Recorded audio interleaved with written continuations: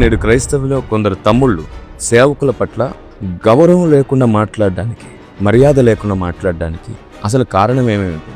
సేవకులు కూడా సేవకుల మీద భయంకరమైనటువంటి మాటలు అంటున్న, బాధ పెట్టే మాటలు అంటున్న దినాలు ఇది. కనుక ఈ సమయంలో దానికి కారణం ఒకటే.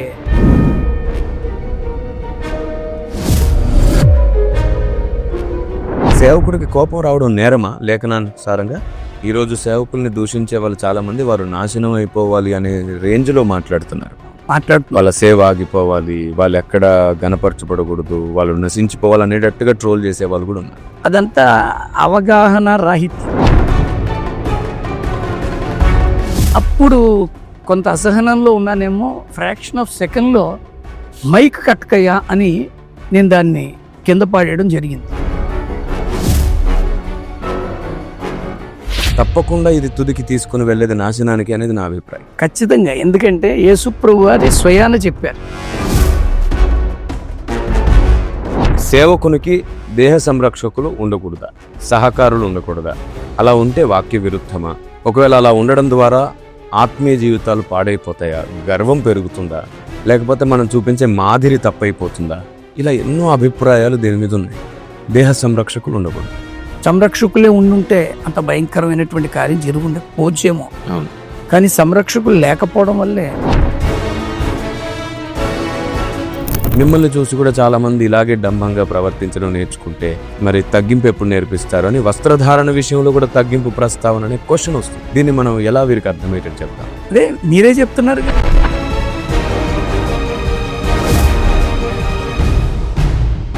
సభలలో ఆరాధన క్రమం ఎలా ఉంటే సమయోచితంగా వాక్యం ప్రకటింపబడుతుంది? దీనికి కారణం, ముఖ్య కారణం ప్రజలండి. అంటే చాలా చోట్ల స్టేట్మెంట్ ఇచ్చిన, ఇక్కడ కూడా ఇస్తున్నాను. భోజనం కోసమే సభ అయితే బోధొద్దు, బోధ కోసమే సభ అయితే భోజనం తర్వాత పెట్టు.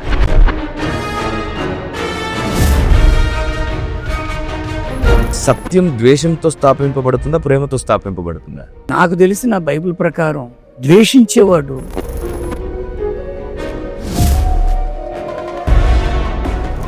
పరలోకం దొరికేది విశ్వాసంతోనే, సిద్ధాంతంతోనే. పరలోకం పొందాలంటే మీ doctrinal based messages, denominational based messages never make you to go to haven.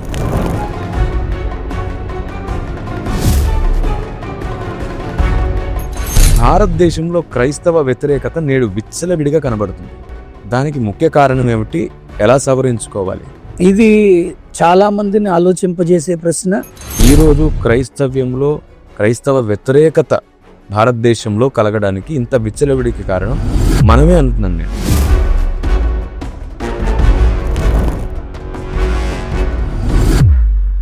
Praise the lord. God bless everyone. నేను ఎప్పుడు గాడ్ బ్లెస్ అంటూ ఏదో ఒక ప్రాంతం పేరు చెప్తాను, కానీ ఈరోజు మాత్రం దేవుడు సార్వత్రిక సంఘాన్ని దీవించాలి. క్రీస్తునందు నా సాటి దేవుని కుటుంబ ప్రజలారా అని ప్రతి క్రైస్తవుని పలకరించే నా మనస్సు ఎందుకో వివాదాలను తొలగించే వేదికని స్థాపిస్తే బాగుంటుంది అని ఎప్పటినుండో దేవుడు నా తల మీద ఉంచినటువంటి భారాన్ని, అభిషేకాన్ని ఆధారం చేసుకుని సార్వత్రిక సమన్వయ యోచన అనే ఈ వేదికను స్థాపించడం జరిగింది. దీని వెనకాల ఉన్నటువంటి ముఖ్య ఉద్దేశం మీకు అర్థమవుతుంది ఖచ్చితంగా. చాలా ప్రాముఖ్యమైన విషయం ఏమిటంటే, ఈనాడు చాలామంది ఎన్నో ప్రశ్నలతో వేధింపబడుతున్నప్పుడు ఆ ప్రశ్నలు నివృత్తి అవ్వకుండా విశ్వాసం ఎదగదు.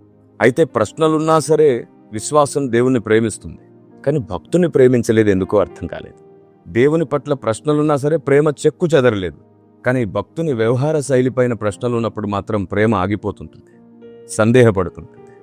భక్తుడు ఎవని చేతను వివేచింపబడడు అనే వచనం ఇంకా క్రైస్తవ్యానికి అర్థం కాలేదేమో, లేదా భక్తులని గుర్తించే దిశగా ఆలోచన విధానం లేదేమో. మరి భక్తులను ఎలా గుర్తించాలి? భక్తుల ఫలమును బట్టే భక్తులను గుర్తించాలని లేఖనం సెలవిచ్చింది. మరి ఏది శ్రేష్ఠ ఫలమో ఏది కాదో మనకు తెలియాలంటే వన్ సైడే విన్నప్పుడు తెలియదు. మనకు నచ్చిన వాడు చెప్పేది విన్నా మనం ఒకవైపే ఆలోచిస్తాం. అన్ని వైపులు ఆలోచిస్తే దేవుడు చెప్పేది కూడా అర్థమవుతుంది. అందుకని సమన్వయ యోచన, అన్నింటినీ వినే మనస్సు మీకు కలిగేటట్లు చేయడానికి ఈ వేదికని WCF మిషన్ సమన్వయత ద్వారా మీకు అందిస్తున్నాం. అంత మాత్రమే కాదు, కొందరు తమ్ముళ్ళు, కొందరు అన్నలు విమర్శించే వేదికలు కొన్ని స్థాపించుకొని రోస్టింగ్ అని, ట్రోలింగ్స్ అని, వాక్యానికి సేవ చేస్తున్నాం అనుకుని, దేవునికి సేవ చేస్తున్నాం అనుకుని, సంఘం బాగుండాలి, అందరూ బాగుండాలి అనే ఓ మంచి మనసుతో తమకు తెలియకుండానే కారు ద్రాక్ష ఫలిస్తున్నారని వారిని ఒకవైపు అర్థం చేసుకుంటూనే మరొక వైపు వారికి మిగిలిన సందేహాలను తొలగించడానికి ఈ సమన్వయ యోచన వేదిక ఉపయోగపడుతుంది. నాకెందుకు ఈ పని? కిరణ్ పాల్ గారికి ఎందుకు ఈ పని? సహోదరుల ఐక్యత కలిగి నివసించుట ఎంత మేలు, ఎంత మనోహరం. అలాంటిది దైవజనుడు మనకు అర్థమైతే మన భక్తి ఎంత ఉన్నతం. కాబట్టి ఈ వేదిక పరిచయం ఇది. ఈరోజు మన మధ్యలోనికి సుపరిచిత దైవజనులు తెలుగు రాష్ట్రాల్లోనే కాదు, భారతదేశంలో పలు దేశాల్లో కూడా దేవుని చేత వాడబడుతున్నారు. అంత మాత్రమే కాదు, ఎన్నో జంటలను కుటుంబాలుగా మార్చిన అనుభవం కలిగిన దైవజనుడు, కాలంతో పాటు వయసుతో పాటు ఎంతో అనుభవం కలిగిన దైవజనుడు, ప్రేమతో నిండిన హృదయం గలవారు. ఇంత ప్రేమ కలిగిన హృదయం అప్పుడప్పుడు కోపానికి వస్తే ప్రేమ లేనట్ట? ఒకవేళ ఇంత ప్రేమ కలిగిన హృదయానికి కోపమే రాకూడదా? ప్రేమ త్వరగా కోపపడదంటే ఎప్పటికీ కోపపడనట్ట? ఇలా ఎన్నో ప్రశ్నలను అడుగుదాం. రెవరెండ్ డాక్టర్ నటరాజన్ లాజరస్ గారు, నాన్నగారు మన ముందున్నారు. నాన్నగారు, మిమ్మల్ని ప్రేమతో స్వాగతిస్తున్నాం. Thank you very much. So మీ కొరకు నేనిచ్చిన మొదటి పలుకులు బహుశా నేను సరిగా పలుకుండకపోవచ్చు. ఇంకా అంతకంటే ఉన్నతమైన పరిచర్య, భక్తి మీరు జరిగించుంటారు. సో నా మట్టుకు నేను పలకదగిన మాటలు నా అర్హత కొలది నేను పలికాను. ఈ పరిచర్య, మీ ఫలం ఇప్పటికే సమాజం చూస్తుంది. అయినా సరే ఇటీవలి కాలంలో జరిగిన కొన్ని సందర్భాలను ఆధారం చేసుకొని ఈ వేదిక మీ నుండే ప్రారంభించడం నాకు ఆశీర్వాదం అనిపించింది. సో కొన్ని ప్రశ్నలు మన మధ్యలో ఉన్నాయి. సార్వత్రిక సంఘ క్షేమం కొరకు మనం కొన్నిటిని మాట్లాడుకోవాలి. నా మట్టుకు నేను ప్రతిరోజు నేర్చుకుందాం, ప్రతిరోజు మార్చుకుందామని కొన్ని సంవత్సరాలుగా నినాదం ఇస్తూనే ఉన్నాను. ఈరోజు నాకు సరి కాదు అనుకున్నవి కొన్నాళ్ళకు అది సరి అనిపిస్తే వెంటనే ఒప్పుకొని మార్చుకున్నాను. ఈరోజు నాకు సరైనది అనిపించినప్పుడు కొన్నాళ్ళకు తప్పు అనిపిస్తే తప్పని ఒప్పుకొని మార్చుకున్నాను. కాబట్టి కాలం చాలా విషయాలు నేర్పిస్తుంది, కానీ ఓపిక లేదు చాలామందికి. అలాంటి వారికి ఓపిక కలిగించాలంటే కొన్ని ప్రశ్నలకు సమాధానం నాకు అవసరం. సో ముందు క్రీస్తునందు మన కుటుంబ సభ్యులైనటువంటి మన వారితో మీ పలుకులు కూడా, మీ మాటలు కూడా వినాలనుకుంటున్నాను. దేవునికి మహిమ కలుగును గాక. క్రీస్తు బిడ్డలైన అందరికీ కూడా ప్రభు పేరిట నా హృదయపూర్వక వందనాలు. ప్రత్యేకంగా సార్వత్రిక సమన్వయ యోచన అనేటువంటి ఆలోచన చేసి దానిని కార్యరూపకంగా ఈ రీతిగా నాతో వచ్చి నన్ను కొన్ని ప్రశ్నలు, వాటిని సంబంధించిన సమాధానాలు నా దగ్గర తెలుసుకోవాలని ఇట్టి వేదికను ఏర్పాటు చేసి అవకాశం కల్పించిన కిరణ్ పాల్కి ముందు నా వందనాలు తెలియజేస్తూ నేను అభినందిస్తున్నాను. ఈ రోజుల్లో ఎవరి సేవ వారిది, ఎవరి పరిచర్య వారిది అనుకునే ఈ దినాలలో జరుగుతున్న వాటి మీద కూడా దృష్టి పెట్టి ఎందుకు ఇలా జరుగుతుంది, ముఖ్యంగా క్రైస్తవ్యంలో ఎందుకు ఇలా జరుగుతుంది అనేటువంటి ఆలోచనలను కార్యరూపకంగా తెలుసుకొని అందరికీ అందించాలనేటువంటి ఆలోచనతో ఈ యొక్క కార్యక్రమాన్ని జరిగిస్తున్నాం. అలాంటి ఒక మంచి మనస్సున్నటువంటి ఒక వ్యక్తితో కలిసి ఈరోజు మాట్లాడడానికి దేవుడు నాకు ఇచ్చిన అవకాశాన్ని బట్టి దేవునికి కృతజ్ఞుడినై వారిని కూడా నేను అభినందిస్తూ, వారు ఏమడిగినా దానికి నాకు దేవుడు పరిశుద్ధాత్ముడు బయలుపరిచిన సమాధానం చెప్పడానికి సిద్ధంగా నేను ఉన్నాను. వారిని కూడా నేను అడిగినప్పుడు వారు కూడా అదే సిద్ధ మనసుతో సమాధానం చెప్తారని ఆశిస్తూ మీ అందరికీ నా వందనాలు తెలియజేస్తూ కార్యక్రమాన్ని ప్రారంభిస్తున్నాను. థ్యాంక్ యూ నాన్నగారు, థ్యాంక్ యూ సో మచ్. మీరు నాకే కాదు చాలామందికి తండ్రి సమానులు. మీ ప్రేమను చాలామంది కాకినాడ చుట్టూ పరిసర ప్రాంతాల్లో సేవకులు కూడా చెప్పారు. Amen. ఎంతోమంది సేవకులను మీరు ప్రతి మాసం పిలిచి ఆదరించి వారికి మీ ప్రేమను ఏదో విధమైనటువంటి సహాయంతో అందిస్తున్నారని నేను విన్నాను. అంత మాత్రమే కాకుండా సేవకులకు కష్టం వస్తే వారి కుటుంబ పోషణ విషయంలో కూడా మీరు అప్పుడప్పుడు సహాయం చేసిన సందర్భాలు నా చెవిన పడ్డాయి. అందును బట్టి దేవుణ్ణి స్తుతిస్తూ మీలాగే నేను సేవకులకు సహాయపడాలని అంతకు మునుపు నేను చేస్తున్న ప్రయత్నాన్ని ఇంకొంచెం పెంచి Amen. నేను చేయడం ప్రారంభించాను. Praise the Lord. ఈ విషయంలో మిమ్మల్ని బట్టి నేను ఇన్స్పైర్ అయ్యాను. Thank you so much. So మన మధ్యలో కొన్ని ప్రశ్నలు ఉన్నాయి. సార్వత్రిక సంఘక్షేమం కొరకు కూడా మీ అనుభవంతో మీరు మాట్లాడాలని. అంత మాత్రమే కాకుండా ఇటీవలి కాలంలో కొందరు తమ్ముళ్ళు, కొందరు అన్నలు, టెక్నీషియన్స్ వారు తమ వేదనను వ్యక్తపరిచారు.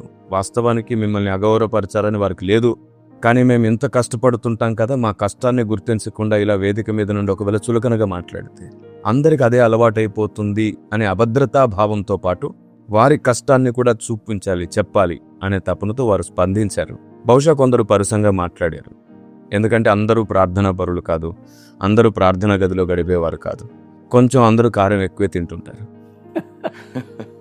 సో అవగాహన లోపం కూడా ఉండొచ్చు, దాన్ని బట్టి మాట్లాడారు. సో మీరు మీ మనసును నొచ్చుకోలేదని నేను అనుకుంటున్నాను, ఆమేన్. ఎందుకంటే వారు మీ పిల్లలే ఆత్మీయంగా. అయినా సరే మీ నుండి మీ హృదయాన్ని వినాలని అనేకులు మీరు ఎరగని వారు కూడా అనుకుంటారు.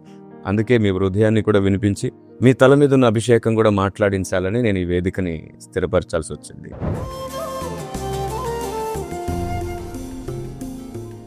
మొదటి క్వశ్చన్ని రేస్ చేస్తున్నాను. నేడు క్రైస్తవులో కొందరు తమ్ముళ్ళు సేవకుల పట్ల గౌరవం లేకుండా మాట్లాడడానికి, మర్యాద లేకుండా మాట్లాడడానికి అసలు కారణం ఏమై ఉంటుంది? ఈ కార్యక్రమానికి మీరు పెట్టిన పేరులోనే సమాధానం. దానికి కారణం ఏంటంటే సమన్వయ లోపం, మిస్అండర్స్టాండింగ్స్. సమన్వయం అనేది ఉందనుకోండి, గొడవలకి తావులేదు. మీ ఆలోచన విధానం చాలా బాగుంటుంది, ఎందుకంటే మీరు అందరినీ సమకూర్చుకొని దేవుని యొక్క రాజ్య వ్యాప్తికి కష్టపడాలనే మనస్తత్వం మీది. అయితే మీరు ఇక్కడ ఒక మాట అన్నారు, కొంతమంది తమ్ముళ్ళు కొంతమంది అన్నలు అన్నారు. విచారం ఏమిటంటే తమ్ముళ్ళు అన్నలే కాదు, సేవకులు కూడా సేవకుల మీద భయంకరమైనటువంటి మాటలు అంటున్న, బాధ పెట్టే మాటలు అంటున్న దినాలు ఇది. కనుక ఈ సమయంలో దానికి కారణం ఒకటే, సరైనటువంటి అవగాహన లేదు. మనం అందరం క్రీస్తు బిడ్డలు. మీరు చెప్పినట్లుగా నాకు జరిగినటువంటి ఆ ఇన్సిడెంట్ నేను ఇక్కడ ప్రస్తావిస్తున్నాను. వాస్తవంగా అదొక్క మాటలో చెప్పాలంటే అసంకల్పిత ప్రతీకార చర్య లాంటిది అది. అదేదో ఇంటెన్షనల్గా చేయాలి అనుకునే కార్యం ఏం కాదు. ఎందుకంటే అప్పటికి నేను కొన్ని వందల పెళ్ళిళ్ళు చేశాను. అయితే ఆ పెళ్ళి పీటల మీద ఉన్నటువంటి ఇబ్బంది, ఆ పెళ్ళి సమయంలో వస్తున్నటువంటి ఫ్రస్ట్రేషన్, దానిని బట్టి కొంత అక్కడ అసహనానికి నేను గురయ్యాం. వాస్తవంగా నాకున్న అలవాటు ప్రకారంగా నా చేతిలో ఉన్న మైక్కి స్విచ్ ఉంటుంది, ఆఫ్ ఆన్. నేను దాన్ని ఎక్కువ ఆపరేట్ చేయను, ఎందుకంటే స్విచ్ కానీ పోతే మొత్తం మైక్ పనిచేయకుండా పోతుందని ఆఫ్ చేయకుండానే నేను కార్యక్రమాన్ని జరిగిస్తూ ఉంటాను. ఆ రోజు కూడా యథావిధిగా అదే క్రమంలో జరిగిస్తుంటే ఆ సౌండ్ ఆపరేటర్ దాన్ని గమనించుకొని ఆయన మిక్సర్లో మ్యూట్ చేసేస్తూ ఉండేవారు. అది నేను మళ్ళీ మైక్ ఇలా చూపించినప్పుడు అన్మ్యూట్ చేయడం, నేను కార్యక్రమాన్ని జరిగించడం జరిగింది. ఈ లోపల కొంత ఇబ్బందికరమైన పరిస్థితి అక్కడ ఏర్పడినప్పుడు, సరే మొత్తానికి అది జరిగించడానికి నేను ముందుకు వచ్చినప్పుడు మళ్ళీ మైక్ అడిశారు వారు.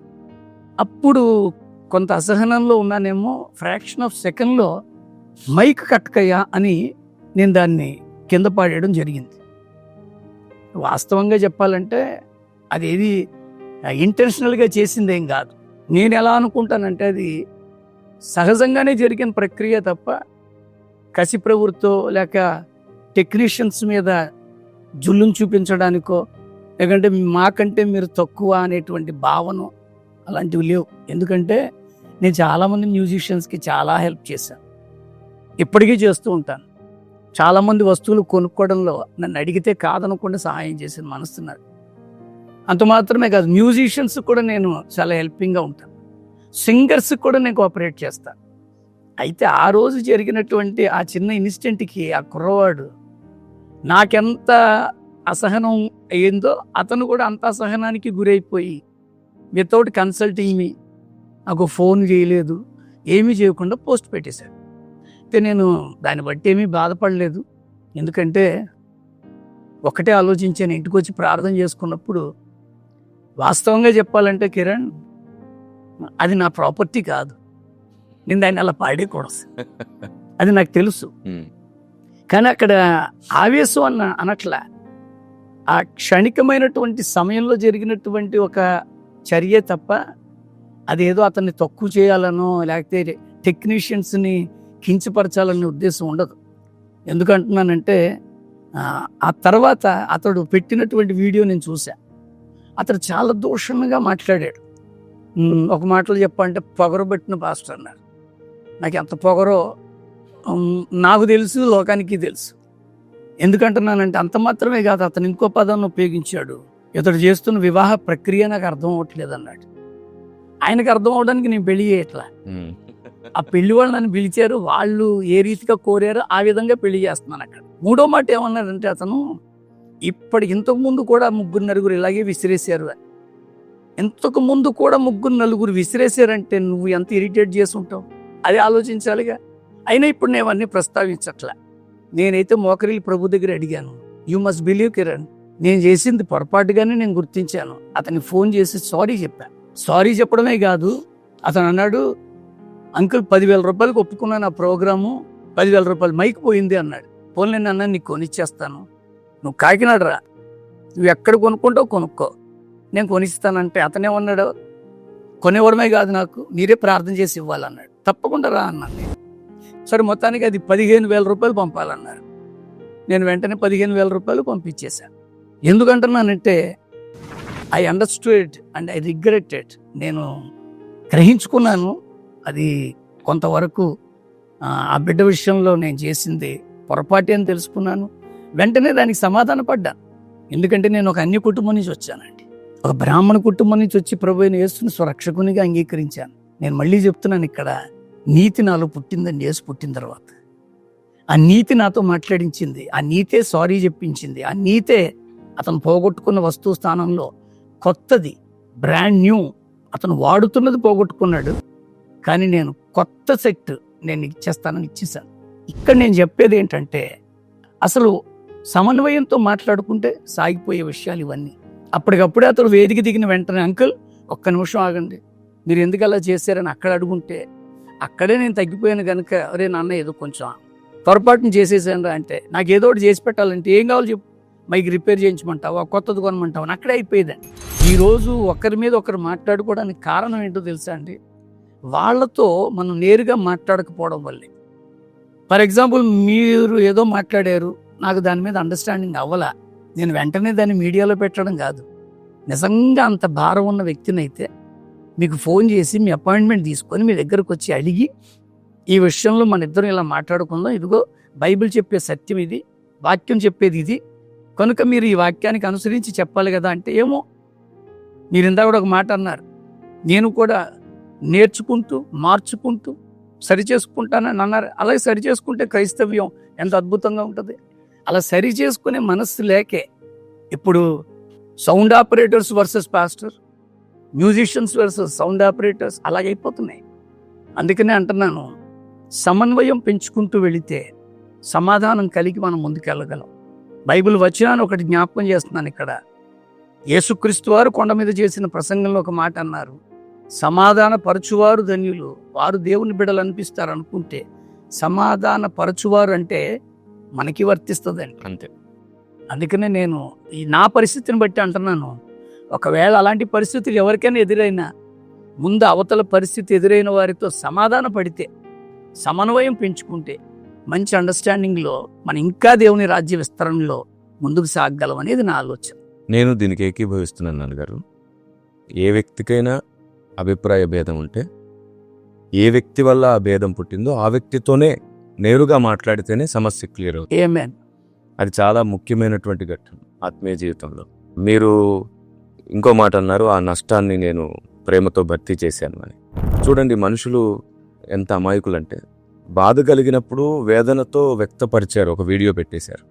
అంటే దీన్ని ఆధారం చేసుకొని మనుషులు ఒక వ్యక్తిని గురించి పొరపాటుగా మాట్లాడినప్పుడు చూపించినంత శ్రద్ధ, అది పొరపాటేనండి, వారు తప్పేమీ చేయలేదు, వారు నిర్దోషులండి అని తెలుసుకున్నప్పుడు మళ్ళీ చెప్పండి. Even though courts, news channels, ఇప్పుడు మనుషులు అందరూ కూడా నింద ప్రచారం చేసినప్పుడు ఉన్నంత శ్రద్ధ, అది కేవలం నింద మాత్రమే, నిజం కాదు అని మాత్రం ప్రచారం చేయరు. ఈ తప్పుడు ప్రచారాల వల్ల వన్ సైడ్ వెళ్ళిపోతూ ఉంటుంది. ఈ ఒకటే కాదు, చాలా రకాల ప్రచారాలు. ఉదాహరణకి కిరణ్ పాల్ గారు మీటింగ్స్కి వస్తే భారీ మొత్తంలో డిమాండ్ చేస్తారు, పెద్ద మొత్తంలో డిమాండ్ చేస్తారు. ఆశ్చర్యం ఏమిటంటే, నాతో పాటు ఉన్న నా పిల్లలు, ఆఫీస్ స్టాఫ్, వీళ్ళందరికీ తెలుసు కిరణ్ పాల్ గారు డిమాండ్ చేస్తారా చేయరా అని. లిటరల్గా మీరు నమ్మండి నాన్నగారు, చాలా చోట్ల వెళ్తే మోసం చేసి పంపించారు నన్ను. దీనికి ముగింపు ఒక మాట చెప్పాలి ఏంటంటే నాన్నగారు, ఈ రోజు వరకు దాదాపుగా 16 సంవత్సరాల నుంచి నేను టీవీ పరిచర్య చేస్తున్నాను. ఎప్పుడు అకౌంట్ నెంబర్ వేయలేదు, ఫోన్పే నెంబర్స్ వేయలేదు, ఎప్పుడు చూపించుకోలేదు. ఆమేన్. ప్రేరేపించిన ఎడల పంపుడి అని కూడా ఎప్పుడు ఇండైరెక్ట్గా చెప్పలేదు. ఎందుకంటే నన్ను పిలిచిన వాడు జీవం కలిగిన వాడు, ఆమేన్. ఆయనే నిలబడతాడు. ఎప్పుడు ఎవరి దగ్గర చేయి చాపలేదు, అప్పు చేసైనా పని చేశాను కానీ సహాయం చేయండి అని అర్థించలేదు. కష్టపడి తర్వాత కొన్ని సంవత్సరాలు అప్పును కట్టామే కానీ ఎక్కడా చేయలేదు. కొందరు ద్వేషంతో దూషణతో ఏదైనా పలికినప్పుడు దాన్ని నమ్మి చేస్తున్నటువంటి దుష్ప్రచారాలకు దేవుడు ఖచ్చితంగా స్పందిస్తాడు కదా. అది వారికి శాపమే కదా, భక్తికి ప్రయోజనం లేని విషయం కదా. ఇందాక మీరు అన్నట్టు ఒక మనిషి ఇంతగా ఎలా ఎదిగాడు అనే దానికంటే కూడా ఎవడైనా పడిపోతే ఎలా పడిపోయాడు, ఏ స్థితిలో పడిపోయాడు, ఏం మాట్లాడితే పడిపోయాడు, దీని మీద ఎక్కువగా శ్రద్ధ వహించినటువంటి దౌర్భాగ్య స్థితిలో మనం ఉన్నాం. కనుక ముఖ్యంగా క్రైస్తవులు ప్రత్యేకింపబడిన వారు కనుక క్రైస్తవులు ఏ పని చేసినా సరే ఆచి తూచి అన్నట్టుగా చేయాలి. ఎందుకంటే ఏదైనా పొరపాటు క్రైస్తవుడి వల్ల అయితే వాటికి అంత అక్షరాలతో రాయడానికి మీడియా సిద్ధంగా ఉంది. అలాంటి దినాల్లో ఉన్న మనం చాలా కేర్ఫుల్గా బిహేవ్ చేయాలి. మీరు అన్నట్టుగా ఎవరి మీదైనా అభిప్రాయ భేదాలు వస్తే ఎవరి వల్ల కలిగిందో వాళ్ళతో మనం కూర్చొని మాట్లాడుకుంటే భేదాలు పోతాయి. చాలా మంచిది. ఈ ప్రశ్న వల్ల చాలామందికి ఈ సమాధానం చేరాలని నా ఆలోచన. కాబట్టి ఈ వేదిక మీద మీకు ఎవరికైనా ఎప్పుడైనా ఎలాంటి అభిప్రాయం ఎవరి మీద ఉన్నా నేరుగా కలిసి అడిగి తప్పుంటే సరిచేయండి, మీది తప్పుంటే సరి చేసుకోండి. ఒకరినొకరం సరి చేసుకొని సంపూర్ణత వైపు కొనసాగుదా. కాబట్టి ఎవరికైనా సరే తొందరపాటులో కోపం వస్తే, ముఖ్యంగా సేవకుల పట్ల అగౌరవంగా మాట్లాడే మనసు మీకుంటే జాగ్రత్త పడండి. మీ కోపం దేవుని నీతిని నెరవేర్చు. మీ ప్రేమతోనే మీరు ఏదైనా చేయండి. మమ్మల్ని సవరించాలన్నా, మీరు సవరించుకోవాలన్నా ప్రేమే మధ్యవర్తిత్వం వహిస్తే జ్ఞానం స్థాపించబడదు. Amen. Amen. Praise the Lord. అలాగే నాన్నగారు ఇంకా దీనికి సంబంధించి చాలా వివరణ అవసరం. ఎందుకంటే వారికి కోపం రావడానికి చాలా రకాల కారణాలు ఉంటాయి. వారికి సంఘం పాడైపోతుందనే బాధ ఉండొచ్చు. రెండోది ఏంటంటే వారికి వాక్యం విషయంలో పొరపాటు జరిగిపోతుందనే ఆతృత ఉండొచ్చు. వాళ్ళు సార్వత్రిక సంఘానికి ఏదో మేలు చేసేద్దామనే తపన ఉండొచ్చు. దాంట్లో వాళ్ళు కొన్నిసార్లు ఆవేశపడి ఉండొచ్చు. అనుభవం తక్కువ ఉంటే ఆవేశం ఎలాగో వస్తుంది. అయితే అనుభవజ్ఞులకు కూడా ఆవేశం వస్తుంది అంటే దాని వెనకాల కారణం అసహనం. మోషేకు కూడా వచ్చింది, భక్తులకు కూడా తప్పలేదు. ఎందుకంటే శరీరంలో ఉన్నాం. యేసు ప్రభువుల వారికే తప్పలేదు, ఆయన కూడా కోపానికి వచ్చిన సందర్భం ఉంది. అయితే ఆ రోజు పెళ్లిలో మీ మైక్ చాలా ఎక్కువ సార్లు ఆగిపోవడం, మీరు మీ నడిపింపు కొంచెం బ్రేక్ అవడం లాంటివి జరగడం వల్ల అందరు నా పిల్లలే అనే మనసుతో మీరు కొంచెం తొందరపడి ఆ మైక్ని అలా పడేశారు అని అన్నారు.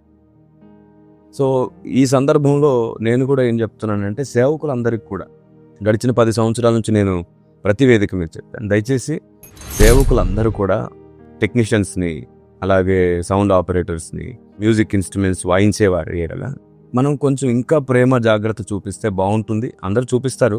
ఈ వేదిక మీద నుంచి చెప్తున్నాను, ఎందుకంటే వాళ్ళు ఎప్పుడో 6 o'clock వచ్చి కూర్చుంటారు, 11 వరకు అలాగే కూర్చొని ఉంటారు. అలా కాకుండా మధ్యలో వాక్యం బోధించే సమయంలో మ్యూజిషియన్స్కి బ్రేక్ ఇస్తే బాగుంటుంది.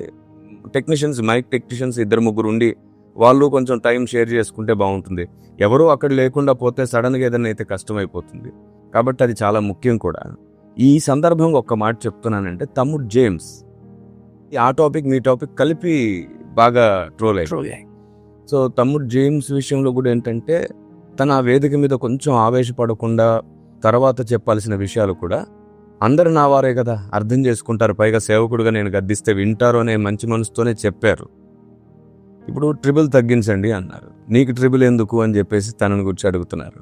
సేవకులంగా మనం మాట్లాడే వ్యక్తికి అది ఎలా ఉండాలో కావాలి. పాడే వ్యక్తి ఉంటాడు, తనకు సౌండ్ ఎలా ఉండాలి, ఏది ఎలా ఉండాలి, బేస్ ఉండాలా, ట్రిబుల్ ఉండాలా, షార్ప్ ఉండాలా, పాడేవాడికి తెలియాలి. టెక్నీషియన్స్కి ఒకవేళ అంత అనుభవం లేకపోతే పాడేవాడు చెప్తాడు. అలా ఎలా కావాలో చెప్పుకోవడం తప్పు కాదు. మహాభక్తులు వేదిక మీద కూర్చున్నప్పుడు కూడా వాళ్ళకి ఏదైనా ఇబ్బంది అయితే చెప్పి చేయించుకున్నారు. అటువైపు డైవర్ట్ అవ్వకుండా చెప్పి చేయించుకోవడం చాలా మంచిది. కాకపోతే ఏమిటంటే, సేవకునికి అందుబాటులో అనుకూలంగా ఉంటే మంచిది. తమ్ముడు చెప్పిన ఉద్దేశం కూడా ఏంటంటేనండి, వాస్తవానికి చాలా చోట్ల మైక్ డిస్టర్బ్ అవుతుంటుంది. సేవకుడు మైక్ పట్టుకున్నాకే డిస్టర్బ్ అవుతుంది. అందుకు నేనేమంటానంటే, సౌండ్ ఆపరేటర్స్ కొన్ని క్లాసెస్ తీసుకుంటే మంచిది. ఎలా ఆపరేట్ చేయాలి, ఎలా పెట్టాలి, ఏం చేయాలి. ఇప్పుడు వాస్తవంగా పెద్ద పెద్ద మిక్సర్లను ఆపరేట్ చేయడం కూడా చాలా మందికి తెలియదు.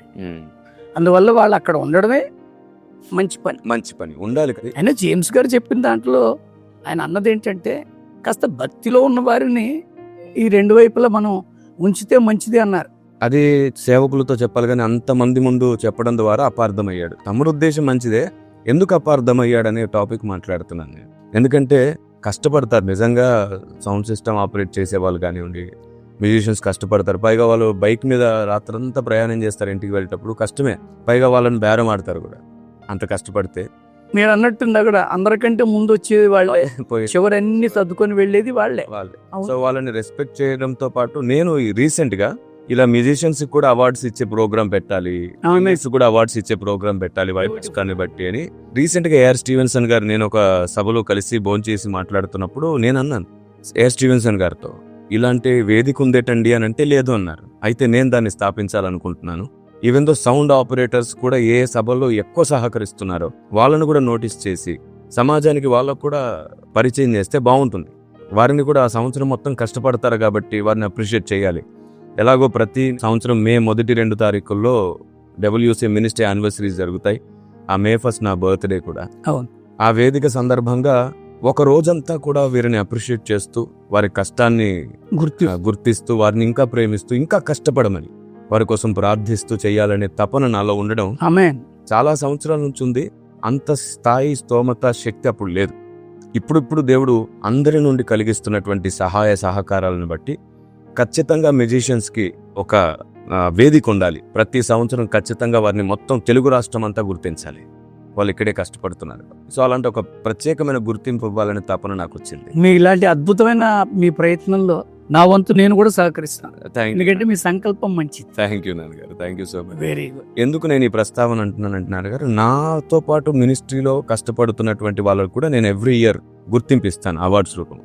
ఈ సంవత్సరం నేను అందరికీ ఇచ్చాను. స్వయంగా ఈ సంవత్సరం మీరే ఆ వేదిక మీద వాక్యం బోధించారు, మీ చేతుల మీదుగా కూడా ఇచ్చాను, నేర్పించడం జరిగింది. అంత మాత్రమే కాకుండా సేవకులను కూడా గుర్తించాలని, క్రైస్తవ సంఘ క్షేమాభివృద్ధి కొరకు ప్రయాసపడుతున్న సేవకులను కూడా గుర్తించి వారిని కూడా సన్మానించాలి. ఎందుకని బైబిల్ రాయబడింది ఏంటంటే వాక్యం బోధించే వారిని రెట్టింపు సన్మానములకు పాత్రలుగా ఎంచాలి. వాక్యానికి సహకరించే వారికి కూడా ఫలం ఉండాలి. యుద్ధం చేసేవాడికి ఎంత ఫలము, యుద్ధోపకరణాలు మోసేవాడికి అంతే. వీటిని ఆధారం చేసుకుంటున్నాను కాబట్టి అందరూ అర్థం చేసుకుంటారని ఈ ప్రస్తావన చేస్తున్నాను. ఏదైనా ఉంటే వేదిక మీద మాట్లాడకపోవడం మంచిది, వ్యక్తిగతంగా చెప్పాల్సినవి. నేను కూడా కొన్నిసార్లు కోపగించుకున్న సందర్భం ఉంది వేదిక మీద. అంటే వాక్యానికి డిస్టర్బ్ అవుతుంది అన్నప్పుడు వాళ్ళు ఎవరు అనే విషయం కాకుండా ఊరికే అటు ఇటు తిరిగే వాళ్ళని ఆధారం చేసుకొని అన్నాను, మీరు ఒళ్ళు దగ్గర పెట్టుకుని భక్తి చేయాలి కానీ ఇలా వాక్యాన్ని డిస్టర్బ్ చేయొద్దు అనేసాను. అన్నప్పుడు ఆ వ్యక్తి ఎంత బాధపడి ఉంటాడు అని తర్వాత ఫీల్ అయ్యి నేను కూడా దగ్గరికి వెళ్ళి, యాక్చువల్లీ నా ఇంటెన్షన్ కరెక్ట్ అయినా సరే అందరి ముందు అది మీకు ఇబ్బందిగా అనిపించింది, ఐఎమ్ వెరీ సారీ, ఈ విషయంలో నెక్స్ట్ టైం ఎవరిని అనను అని కూడా నేను దగ్గర తీసుకొని మాట్లాడే సందర్భం ఉంది. అంటే ఆతృతపడి ఆవేశపడ్డ తర్వాత ఆలోచన వస్తుంది మనిషికి, కానీ దేవుడు మాత్రం అలా కాదు అని రాయబడింది. సో మనం అందరం కూడా ఎలా స్పందిస్తాము అని తెలుసుకున్న తర్వాత ఒకవేళ కోపగించుకుంటే బాగుంటుంది, వాళ్ళు కూడా ట్రోల్ చేస్తే బాగుంది. మీరు క్షమాపణ చెప్పేశారు, ప్రేమ చూపించేసారు, అదేదో నన్ను ముందే అడుగు బాగుండేది. ఏదైనా పోస్ట్ పెట్టబోతున్నాను, నాకు ఏదైనా చెయ్యకపోతే అనున్నా అది అప్పుడే అయిపోయేది. సో ఈ వేదిక మీదుగా ప్రతి సేవకునికి, ప్రతి టెక్నీషియన్స్ కి, మ్యూజిషియన్స్ కూడా సఖ్యత కలగాలని కోరుకుందాం. దానికోసం ఈ ప్రశ్న ఉపయోగపడుతుంది. రెండవ ప్రశ్నకి వెళ్దాం నాన్నగారు. సేవకుడికి కోపం రావడం నేరమా లేఖనానుసారంగా? ఈరోజు సేవకుల్ని దూషించే వాళ్ళు చాలా మంది వారు నాశనం అయిపోవాలి అనే రేంజ్ లో మాట్లాడుతున్నారు. వాళ్ళ సేవ ఆగిపోవాలి, వాళ్ళు ఎక్కడ గణపరచబడకూడదు, వాళ్ళు నశించిపోవాలి అనేటట్టుగా ట్రోల్ చేసే వాళ్ళు కూడా ఉన్నారు. అదంతా అవగాహన రాహిత్యం. సంస్కరణ కంటే కూడా సహనం కోల్పోయి మాట్లాడడం ఎక్కువైపోతుంది. కనుక కోపం రావడం అనేది నేరానికి కారణంగా కాకుండా సరిచేయడానికి, సరిదిద్దడానికి ఉపయోగపడితే కోపం మంచిది. ఇందులో చిన్న సవరణ అన్నారు. చిన్న సవరణ ఏమిటంటే, కోపంలో మాట్లాడే మాట కంటే కూడా తర్వాత వచ్చే ఆలోచనతో మాట్లాడే మాటకి ఎక్కువ బరువు ఉంటుంది. ఇప్పటికీ చాలా హృదయాలు గాయపడిపోతాయి. ఈ కోపంతోనే కదా అన్నదమ్ములు విడిపోయారు, ఈ కోపంతోనే కుటుంబాలు విడిపోయాయి, కాని మాట పలకడం ద్వారానే సంఘాలు విడిపోతున్నాయి. కోపం అందుకే దేవుని నీతిని నెరవేర్చదు అని లేఖనం సెలవిచ్చింది. యాకోబు అన్నారు, నరుని కోపము దేవుని నీతిని నెరవేరు. మరి ఈరోజు సిద్ధాంతాల పేరట, బోధల పేరట ఒకరినొకరు సరి చేసుకోవడానికి బదులుగా ఇంకా ఎక్కువగా శత్రువులుగా మారేలాగే మాట్లాడుకుంటున్నారు ఆవేశపడి. తప్పకుండా ఇది తుదికి తీసుకుని వెళ్లేది నాశనానికి అనేది నా అభిప్రాయం. ఖచ్చితంగా. ఎందుకంటే యేసు ప్రభువు వారి స్వయాన చెప్పారు, ఇప్పుడున్నటువంటి సిద్ధాంతాలు లేక అంటే డాక్ట్రినల్ డినామినేషనల్ బేస్డ్ సర్మన్స్ ఏమి లేవండి. బైబిల్ అలా బైఫర్గేట్ చేయలేదు. ఇప్పుడు ఇన్ని రకాల సంస్థలు సిద్ధాంతాలు వచ్చాయి. అసలు నా దృష్టికి బైబిలే ఒక సిద్ధాంతం. యేసుప్రభు వారు మార్కు సువార్త 7వ అధ్యాయం 6లో ఒక మాట అన్నారు, ఈ ప్రజలు పెదవులతో నన్ను ఘనపరుస్తున్నారు కానీ వారి హృదయం నాకు దూరంగా ఉంది అని ఆగిపోలేదు ఆయన. వారు మానవులు కల్పించిన పద్ధతులే దైవోపదేశములని బోధిస్తూ నన్ను వ్యర్థంగా ఆరాధిస్తున్నారన్నారు. ఇప్పుడు మీరన్నమాటగా చెప్తున్నారు. వీటి వల్ల ఏమవుతుందంటే చివరికి మన భక్తి అంతా వ్యర్థమైపోతుంది. ఈ డినామినేషనల్ గొడవలు, డాక్ట్రినల్ గొడవలు, దీనివల్ల నైతికంగా ఉండాల్సినటువంటి ఉనికి వీఆర్ డిస్టర్బింగ్. దేవుని యొక్క సత్య సువార్త గాయమవుతుంది. సో ఈ సందర్భంగా యావత్తు క్రైస్తవ సమాజానికి చెప్తున్నాను, మీకు ఒకవేళ ఎవరైనా నచ్చకపోతే జస్ట్ అక్కడ నుంచి కదిలి వెళ్ళిపోండి. కానీ అనవసరంగా ఎవరిని తప్పుపట్టి దూషించి లేని మాటలు చెప్పి ద్వేషించి నిష్కారణమైనటువంటి ద్వేషంతో లేని మాటలు కల్పించి ఉన్నదాన్ని లేనట్టుగా ఊహించి నేను అనుకున్నాను నాకు అలా అనిపించింది అని మాట్లాడుతూ కేవలం ఆ ఒక్క సందర్భంలో ఆ వ్యక్తిని ద్వేషిస్తే మొత్తం సేవను పాడు చేసిన వాళ్ళు అవుతారు. మీకు నచ్చకపోతే ఇంకో చోటుకి వెళ్ళండి, అంతేకాని ఎవరిని అవమానించి దూషించకండి. తద్వారా మీరు కయ్యనులయ్యే ప్రమాదం ఉందేమో. జాగ్రత్త, ఈ విషయంలో మీరు జాగ్రత్తగా ఉండాలని చెప్తున్నాం. మీకు ఎలాంటి శాపం రావాలని కాదు, రాదు. కానీ మీకు మీరుగా మీ నోటితో తెచ్చుకుంటే మీ నోటి ఫలం మీరు అనుభవిస్తారు కదా. దీని విషయంలో జాగ్రత్తగా ఉంటే బాగుంటుంది. అండ్ థ్యాంక్ యూ నాన్నగారు, ఈ 2 ప్రశ్నలకి మంచి సమాధానం తెలుసుకోగలిగాం. ఇంకా వీటన్నిటికి కూడా ఇంకా సమగ్రమైన వివరణ ప్రజలకు అవసరం, ఎందుకంటే వారి మనసులో ఇంకొన్ని ప్రశ్నలు కూడా ఉన్నాయి. రాబోయే కాలంలో వాటి మీద కూడా మనం తప్పకుండా మాట్లాడదాం. ఇంకా కొన్ని ప్రశ్నలు ఉన్నాయి మన ముందు, వాటికి కూడా మనం సమాధానం తెలుసుకుందాం.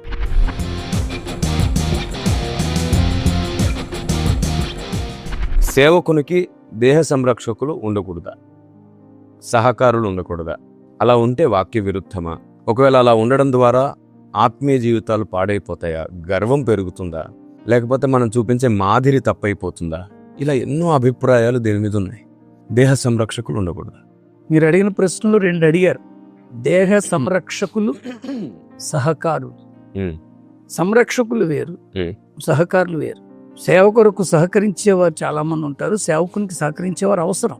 కానీ బైబిల్ ప్రకారం అయితే యెహోవాయే వారి సంరక్షకుడని లేఖన భాగం ఉంది. కనుక ఇప్పుడున్న రోజుల్లో దేహ సంరక్షకుల్ని పెట్టుకొని వేదికలు ఎక్కడం అదంతా కూడా కొంచెం చూసే వాళ్ళకి ఇతరులకి ఇబ్బందిగా ఉంది. దానివల్ల ఈ ప్రశ్నలు వస్తున్నాయి, అది అవసరమా అని. యేసుక్రీస్తు వారి కాలంలో కానీ అపోస్తుల కాలంలో కానీ ఈ దేహ సంరక్షకులు అనేవారు లేరు.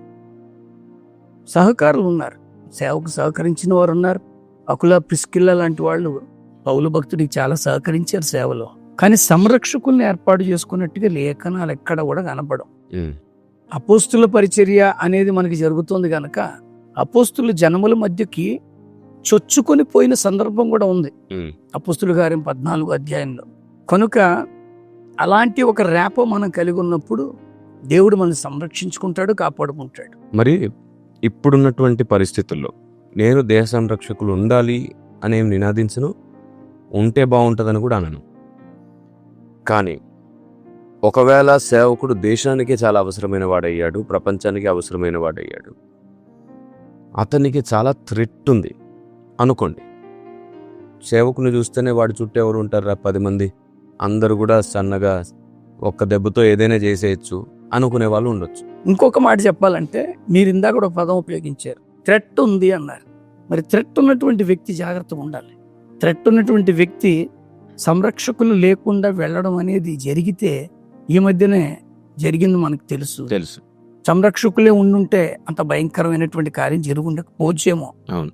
కానీ సంరక్షకులు లేకపోవడం వల్లే క్రైస్తవ్యం ఒక అద్భుతమైన వ్యక్తిని నష్టపోయింది.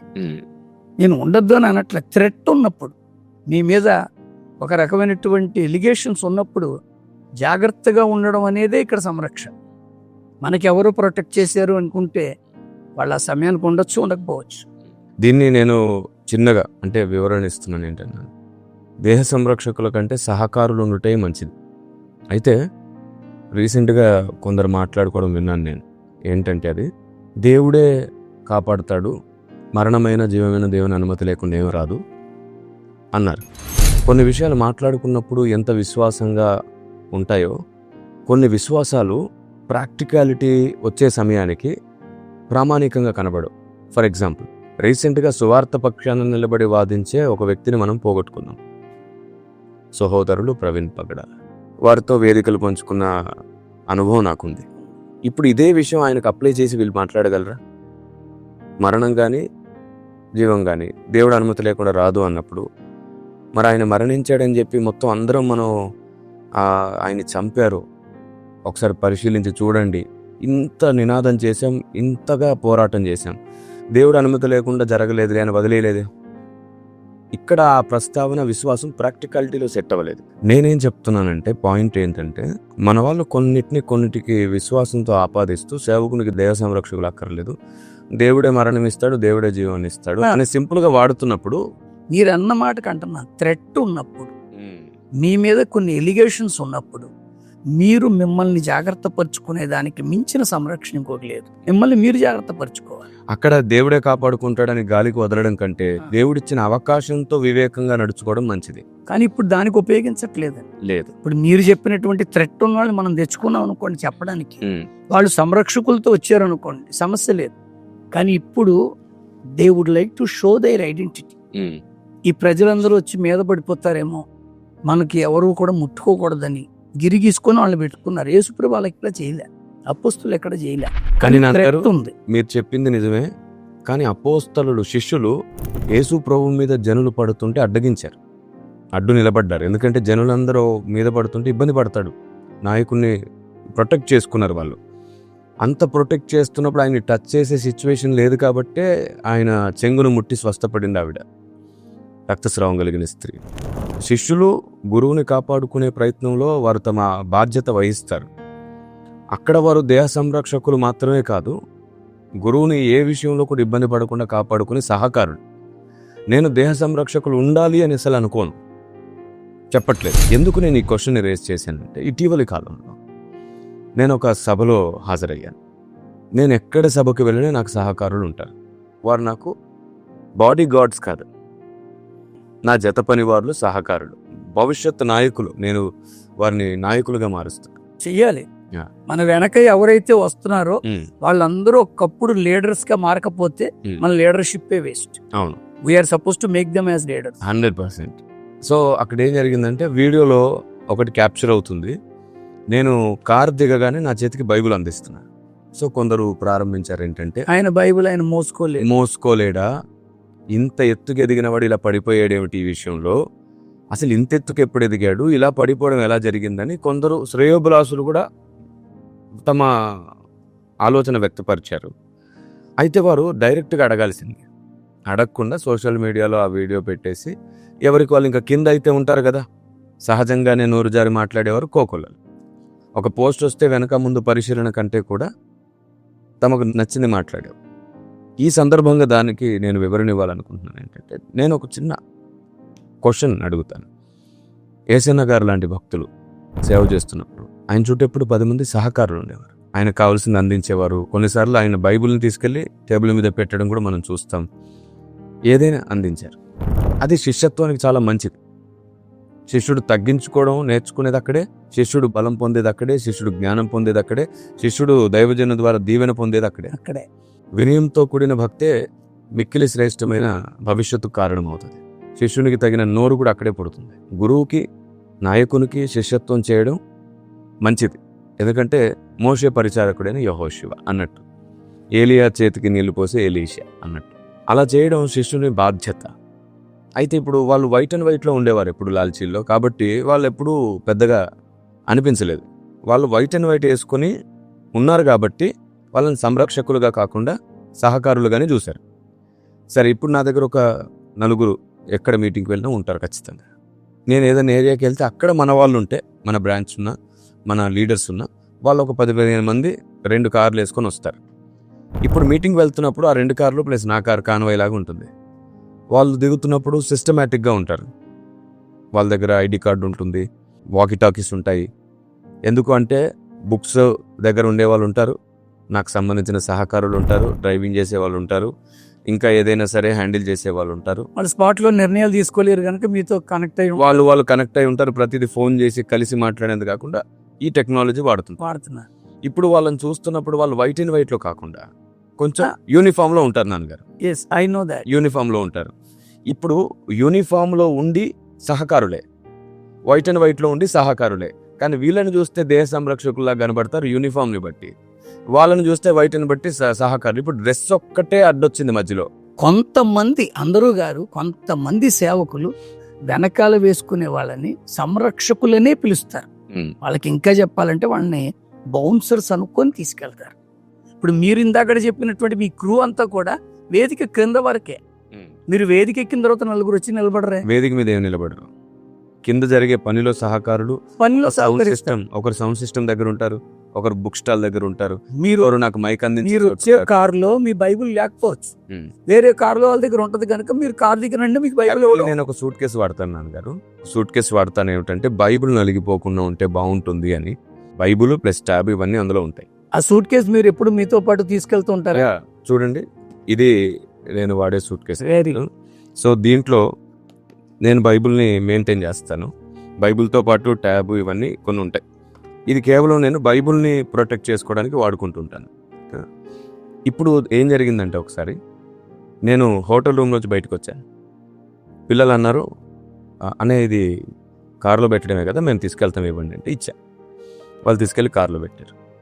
నేను కరెక్ట్గా స్టేజ్ దగ్గరికి రాగానే, నా బైబుల్ సూట్ కేసు నుంచి తీసి నాకు ఇవ్వండి అంటే, మీ బైబుల్ వేరే కార్లో ఉంది, అది మీరు కార్ దిగగానే మీకు అందిస్తాను అన్నారు. ఎందుకంటే నేను బైబుల్ చేతిలో పట్టుకుని వేదిక మీదకి వెళ్తాను. మీ పోస్ట్ పెట్టిన వెంటనే నేను చూసి ఇదే అనుకున్నాను, ఖచ్చితంగా ఈయన కార్లో వచ్చారు, ఆయన బైబిల్ ఇంకో కార్లో వచ్చి ఉంటుంది.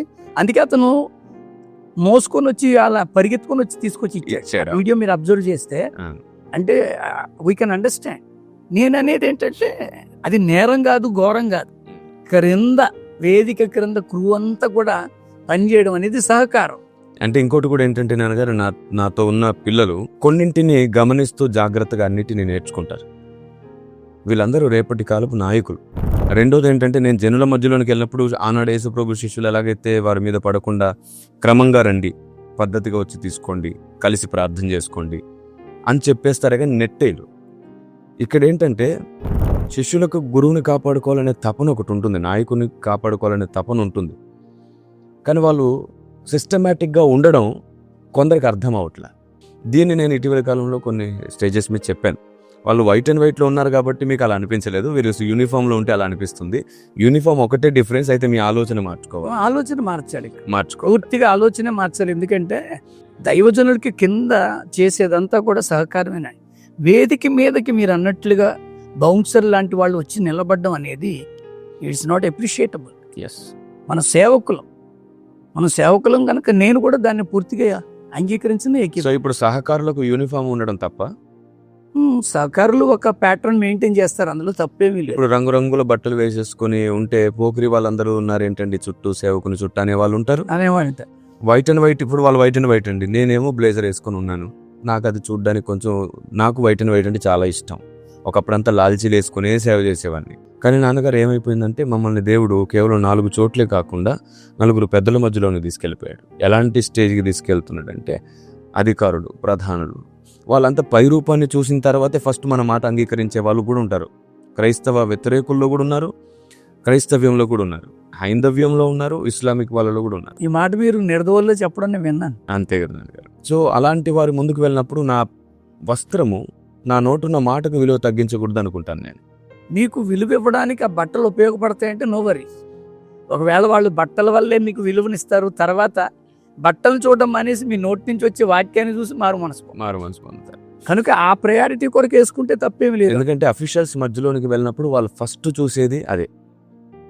ఈవెన్ దో స్కూల్కి వెళ్ళినప్పుడు ఫస్ట్ టీచర్ చూసేది యూనిఫామ్. ఈవెన్ దో నేను చాలా ఇష్టపడతాను నాన్నగారు, ఎందుకంటే చాలా వీడియోస్ ఉన్నాయి, నేను ఇలా వైట్ అండ్ వైట్లోనే కనబడతాను ఎప్పుడు. కానీ యూనిఫామ్ అనేది, అంటే డిగ్నిటీ అనేది ఒక క్రైస్తవుడు మెయింటైన్ చేయడం, అది భక్తికి విరుద్ధమా? బికాజ్ ఆహార్యానికి విలువ ఉంది, నేను అలా విలువ లేదనట్లేదు. కానీ ఒక దైవజనుని గుర్తించడానికి ఆహార్యం కూడా గుర్తింపబడుతుంది అనేది మనం గమనించాలి. ఈవెన్ యేసుక్రీస్తు వారు వచ్చారు, సమరయ స్త్రీ ఏముంది, నీవు యూదుడు కదా అంది. How she recognized Jesus because of ఆయన వేసుకున్నటువంటి ఆ బట్టలు. ఇప్పుడు నేనే ఉన్నాను, ఉపవాస ప్రార్థనలో తెల్ల బట్టలు కట్టుకెళ్తాను, సభల్లో తెల్ల బట్టలు కట్టుకెళ్తాను, పెళ్లి చేసేటప్పుడు సూట్ వేసుకెళ్తాను. అక్కడ అది దానికి అలాగే సెట్ అవుతుంది. అలానే ఇది వేసుకోకూడదని కాదు, అదే వేసుకోవాలని కాదు, నాకు ఆ కన్వీనియన్స్ ఉంది కనుక. బిల్లీ గ్రహం గారు మనకు వైట్ అండ్ వైట్లో కంటే కూడా ఎక్కువ బ్లేజర్తోనే కనబడతారు. కాబట్టి పై రూపాన్ని చూడడం మానేసి, పై రూపానికి ఎన్నో కారణాలు ఉండొచ్చు, కానీ ఫలాన్ని చూస్తే దానికి మాత్రం భక్తి, ప్రేమ, న్యాయం, సత్యం, పరిశుద్ధాత్ముని సహవాసమే కనబడుతుంది. ఆమేన్. సో ఇలా నడుచుకోవడం చాలా మంచిది. అనవసరమైన వాటిని చూడడం మానేసేయండి, అవసరమైనది చూడడం నేర్చుకోండి. తప్పకుండా ఆత్మదేవుని ఉద్దేశాలను మనం ఈ భూమి మీద నెరవేరుస్తాం. అనవసరమైనవి పట్టించుకున్నప్పుడు దేవుని దాసులు కూడా మనకు చేదుగా కనబడతారు. కాబట్టి మీ ఆలోచన విధానాన్ని అందంగా మార్చుకోండి. కారు ద్రాక్షగా ఫలించకండి, శ్రేష్టమైన ద్రాక్షవల్లిగా మీరు వర్ధిల్లాలి. సో ఈ ప్రశ్నకి ఇంకా మీకు సమగ్రమైన ఆలోచన, స్పష్టమైన వివరణ ఇంతకంటే అక్కరలేదని నేను అనుకుంటున్నా. జస్ట్ మీ ఆలోచన మారితే అంతా బాగా కనబడుతుంది. పై రూపాన్ని చూడడం మానేసేయండి, ఫలాన్ని మాత్రమే చూడండి. అయితే ఇందులో క్వశ్చన్ ఉన్నాను గారు, మిమ్మల్ని చూసి కూడా చాలామంది ఇలాగే డంబంగా ప్రవర్తించడం నేర్చుకుంటే మరి తగ్గింపు ఎప్పుడు నేర్పిస్తారు అని వస్త్రధారణ విషయంలో కూడా తగ్గింపు ప్రస్తావన అనే క్వశ్చన్ వస్తుంది. దీన్ని మనం ఎలా వీరికి అర్థమయ్యేటట్టు చెప్తాం? అదే మీరే చెప్తున్నారు, పై వేషాన్ని చూడొద్దు అని అంటున్నారు కదా. ఇప్పుడు నేను మనస్సాక్షి అనేటువంటి ఒక సబ్జెక్ట్ మీద మాట్లాడా. నాకు ఒక ఆయన ఏం పెట్టాడు తెలుసా పోస్ట్, గడ్డానికి రంగేయలేదు కానీ తలకి రంగేసావు అన్నాడు, ఉంగరం పెట్టుకున్నావు అన్నాడు. నేను అన్నాను, నువ్వు రంగులు ఉంగరాల వైపు చూస్తే వాక్యం ఏమర్థం అవుద్ది? నీ దృష్టి అంతా కూడా నేను వేసుకున్న రంగుల మీద లేకపోతే ఉంగరాల మీద మీ దృష్టి ఉన్నప్పుడు వాక్యం అర్థం అవ్వదు. ఇంకా చెప్పాలంటే నిశ్చితంగా పరిశీలిస్తే నేను రంగేస్తానో లేదో తెలుస్తుంది. కానీ మనుషుల యొక్క భావాలు మార్చబడాలి. మీరు అన్నట్టు ఈ పై వేషాన్ని దేవుడే చెప్పేశాడు సమూయేలు లాంటి ప్రవక్తతో. పై వేషాన్ని మనుష్యులు లక్ష్య పెడతారు కానీ యెహోవానైన నేను హృదయ అంతరంగములను పరిశోధించే దేవుణ్ణి గనక నేనంటున్నాను. ప్రియమైన దేవుని బిడ్డలారా, ఇది క్రైస్తవులకి సంబంధించిన మాట కనుక చెప్తున్నాను. మీరు పై వేషాన్ని బట్టి అంచనా వేయకండి. పై వేషానికి మీరు విలువలిచ్చి ఆ దైవ సేవకుని యొక్క విలువను తగ్గించొద్దని ఒక సేవకుడిగా నేను కూడా మీతో కోరుతున్నాను. ఈ విషయంలో ఇదే నా సమాధానం. థ్యాంక్ యూ నాన్నగారు. మరొక ప్రశ్న మన మధ్యలో ఉంది.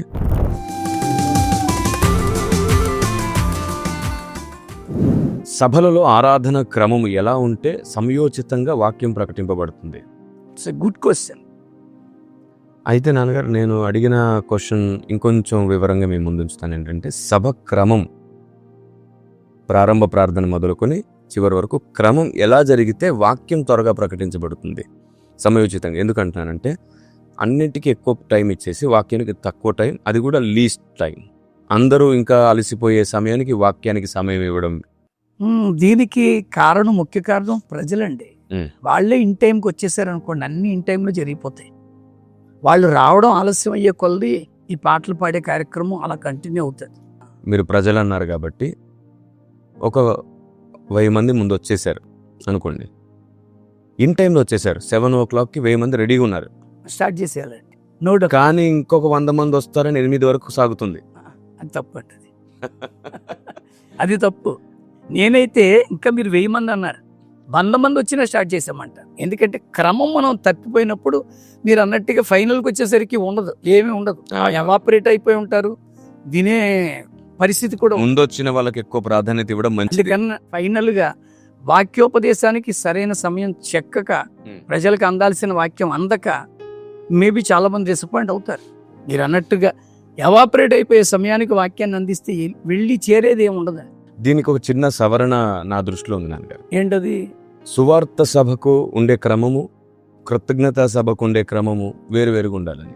సువార్త సభకైతే సేమ్ చర్చిలో జరిగిన ఆరాధన, సేమ్ కృతజ్ఞత సభలో జరిగిన ఆరాధన క్రమం సేమ్ జరగడం ద్వారా వినేవాళ్ళు, చివరికి క్రైస్తవులు కాని వాళ్ళు కూడా కొద్దిసేపు ఉండి విందాం అనుకున్న వ్యక్తులు కూడా వెళ్ళిపోయి పడుకునే సందర్భం ఉంది.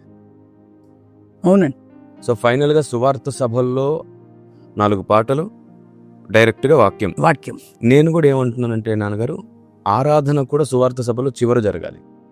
వాక్యం ముందు, సువార్త ముందు వెళ్ళిపోవాలి. విన్న వాక్యం తర్వాత మండుతున్న గుండెతో సత్యంతో ఆరాధిస్తే బాగుంటుంది. అప్పుడు మారు మనసు అప్పుడే బయటకు వస్తుంది కాబట్టి కన్నీటి ప్రార్థన అప్పుడు వచ్చేది అక్కడే. కానీ మన వాళ్ళు ఏం చేస్తున్నారంటే ఆరాధన ప్యాటర్న్ ఏదైతే ఉందో దాన్ని ఇక్కడ సేమ్ పెట్టేయడం ద్వారా టైం అంతా ప్రొలాంగ్ అయిపోతుంది. సో ఈ సందర్భంగా మిమ్మల్ని అందరినీ రిక్వెస్ట్ చేస్తున్నాను, ఎంతమంది సభలు నిర్వహిస్తున్నారో మనం జస్ట్ ఒక చిన్న ఆలోచన ఏమిటంటే ఆరాధన చివరిలో పెట్టుకోవడం ద్వారా దాదాపుగా 20 నిమిషాల సమయం మనకు కలిసి వస్తుంది. పాటలు, ఆ తర్వాత నేరుగా వాక్యంలోనికి వెళ్ళడానికి ఏర్పాట్లు జరిగితే మంచిది. ముందొచ్చిన విశ్వాసుల్ని గమనించి వెనుకొచ్చే కొందరి కోసం సభను ఆపకపోవడం చాలా మంచిది. వీరు నిరసిల్లిపోకుండా వారిని ఉత్తేజపరచడం చాలా మంచిది. ఆలస్యంగా వచ్చేవారు ఆలస్యంగానే కొన్ని మాటలు వింటారు, కానీ ముందొచ్చిన వారు మాత్రమే ఆశతో వచ్చారు కాబట్టి తృప్తిపరచబడాలి. సో మిగతా సభల్లో, క్రైస్తవ సభల్లో, కృతజ్ఞత సభల్లో, వివాహాల్లో, మరణానికి సంబంధించిన జ్ఞాపకార్థ కూటాల్లో మనం గ్రీటింగ్స్ ఇచ్చుకున్నప్పుడు కూడా అది కూడా ముఖ్యమైన వాక్యం యొక్క సమయం తినేయకుండా, అక్కడ ఎలాంటి ప్రొలాంగ్ అవ్వకుండా, ఒకవేళ గ్రీటింగ్ ఇచ్చే సందర్భం ఉన్నా సరే 2 నిమిషాలకు మించకుండా ఉండడం ద్వారా అది గ్రీటింగ్ లాగే ఉండాలి, కానీ మరలా వాక్యాన్ని బోధించినట్టు కాకుండా సేవకుని అప్రిషియేట్ చేసినట్టు, ప్రోత్సహించినట్టు, సభను ఉద్దేశించి దీవెన పలుకులు పలికినట్టు లేదా ప్రార్థనను గూర్చినటువంటి విశేషమైన సంగతులు చెప్పి వదిలేస్తే ముఖ్య సేవకుని సమయం వృధా కాకుండా ఉంటుందనేది నిజమైన అభిప్రాయం. సో ఈ క్రిస్మస్ టైంలో కూడా దయచేసి చాలా మంది చేసేటువంటి ఒక పెద్ద మిస్టేక్, నాన్నగారు మీ సమక్షంలో ఈ మాట చెప్తున్నాను, అంటే చాలా చోట్ల స్టేట్మెంట్ ఇచ్చాను, ఇక్కడ కూడా ఇస్తున్నాను. భోజనం కోసమే సభ అయితే బోధొద్దు, బోధ కోసమే సభ అయితే భోజనం తర్వాత పెట్టండి. సింపుల్ నినాదం. భోజనం కోసమైతే బోధ వద్దు అసలు. కొందరు భోజనం కోసమే సభలు పెడుతుంటారు. అవును, బోధ కోసమే పెట్టారా, ముఖ్య ఉద్దేశం అదే అయితే భోజనం తర్వాత పెట్టండి. బోధ చేస్తున్నప్పుడు భోజనం పెడుతుంటారు. రెండోది, మైక్ ఇచ్చేటప్పుడు ఇంకా తినని వారు ఉంటే వెళ్ళి తినేసి వచ్చి కూర్చోండి అంటారు. ఈ విడ్డూరమైన పోకడ ముఖ్యంగా క్రైస్తవుల్లోంచి పోవాలంటే సాధారణంగా జరిగేది క్రిస్మస్ సమయంలోనే జరుగుతుంది. ఎందుకంటే మంచు పడిపోతూ ఉంటుంది, ఒక ప్రక్క ఆలస్యం అయ్యే కొలది చలి పెరుగుతూ ఉంటుంది కనుక భోజన కార్యక్రమం ముందు అవగొట్టేసుకుందాం అనేటువంటి ఒక అభిప్రాయంలో చేస్తూ ఉంటారు. అప్పుడు సందేశం 8 గంటలకి ఇవ్వచ్చు. అది ఇప్పుడు జరగాలి. నేను అదే చెప్పబోతున్నాను. దీనికంటే ఉత్తమం 8 గంటలకే సందేశం ఇస్తే ఒక గంటంపావు చెప్పిన ఆ తర్వాత భోజనాలకు విడిచిపెట్టి తృప్తిగా అందరూ ఇటు వాక్యాన్ని ఆహారంగా తీసుకుంటారు, శారీరక ఆహారం భుజిస్తారు. మంచిది. రెండోది, ఈ క్రిస్మస్ టైంలో క్యాండిల్ సర్వీస్, అదొక 1/2 అవర్ ప్రోగ్రామ్. క్యాండిల్ కొంచెం వెలగ్గానే ఆపేసి పక్కన పడేస్తాం, డబ్బు వృధా. నేను ఒక చిన్న ప్రయోగం చేశాను నాన్నగారు. క్యాండిల్ అనే ఉద్దేశం ఏంటంటే వెలిగించడానికి వచ్చాడు వెలుగైన దేవుడు, చీకట్లో వెలుగు కలిగింది అని చూపించే ప్రయత్నం. క్యాండిల్స్ పంచడం ఒక 20 మినిట్స్, ఇక్కడి నుంచి వెలిగించిన దాన్ని పంపించడం ఒక 20 మినిట్స్, రక్షకుడు ఉదయించినాడనే పాటతో ఒక 1/2 అవర్ అలా గడిచిపోతుంది, 40 మినిట్స్. డబ్బు వృధా అవడం, టైం వృధా అవడం, నామకార్థంగా జరిగిపోవడం లాంటిది అనిపిస్తుంది. ఇప్పుడు లైటే అయితే ఇప్పుడు అందరి దగ్గర ఫోన్స్ ఉన్నాయి. లైట్స్ ఆపేసి ఆ టార్చ్ కూడా వెలిగించవచ్చు, ఒక చిన్న సందేశం ఇవ్వచ్చు. 1 మినిట్లో టార్చ్ వెలుగుతాయి, చిన్న సందేశం. ఈ లైట్ ఎందుకు చూపిస్తున్నాం అంటే చీకట్లో నుండి మనల్ని వెలుగులోకి నడిపించాడు దేవుడు. సందేశానికి టైం వస్తుంది అక్కడ 5 మినిట్స్.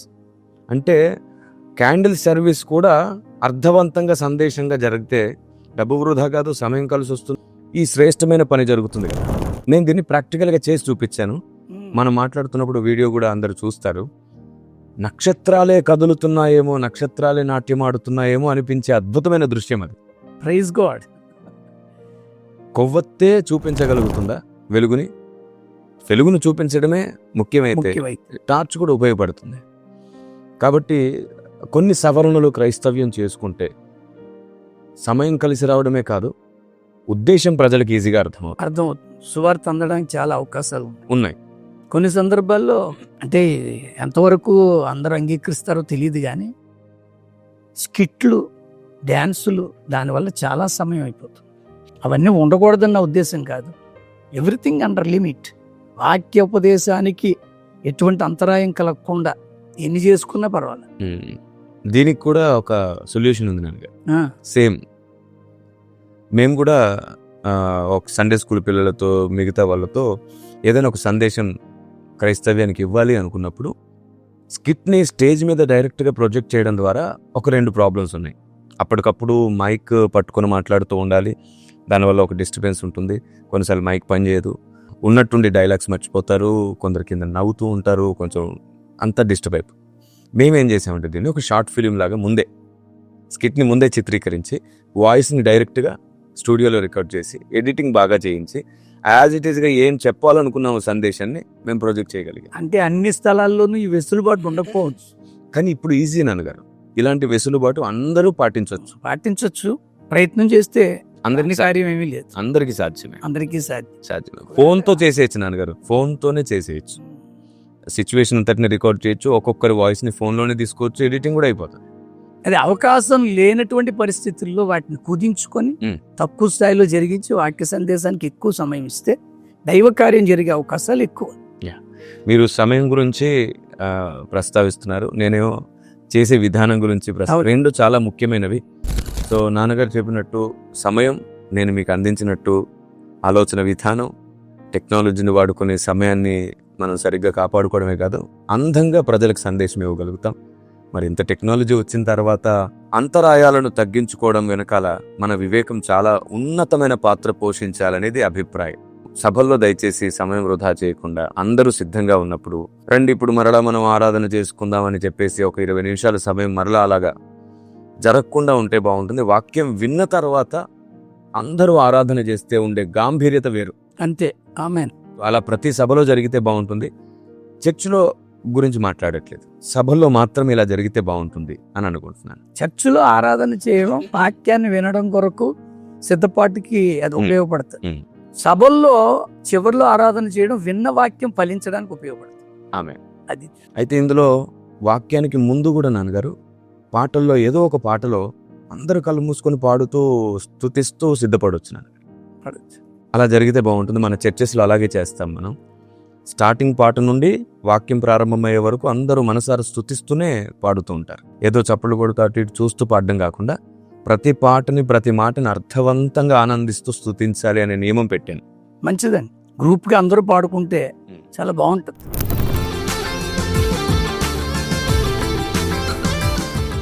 తర్వాత నాన్నగారు మరొక ప్రశ్న ఉంది. సత్యం ద్వేషంతో స్థాపింపబడుతుందా, ప్రేమతో స్థాపింపబడుతుందా? అందరు మాట్లాడుకున్నాం దాని గురించి. ఒక మాట అన్నాను, ద్వేషం వల్ల సాధించేది ఏదీ లేదు, ప్రేమతోనే ఎవ్రీథింగ్ పాసిబుల్.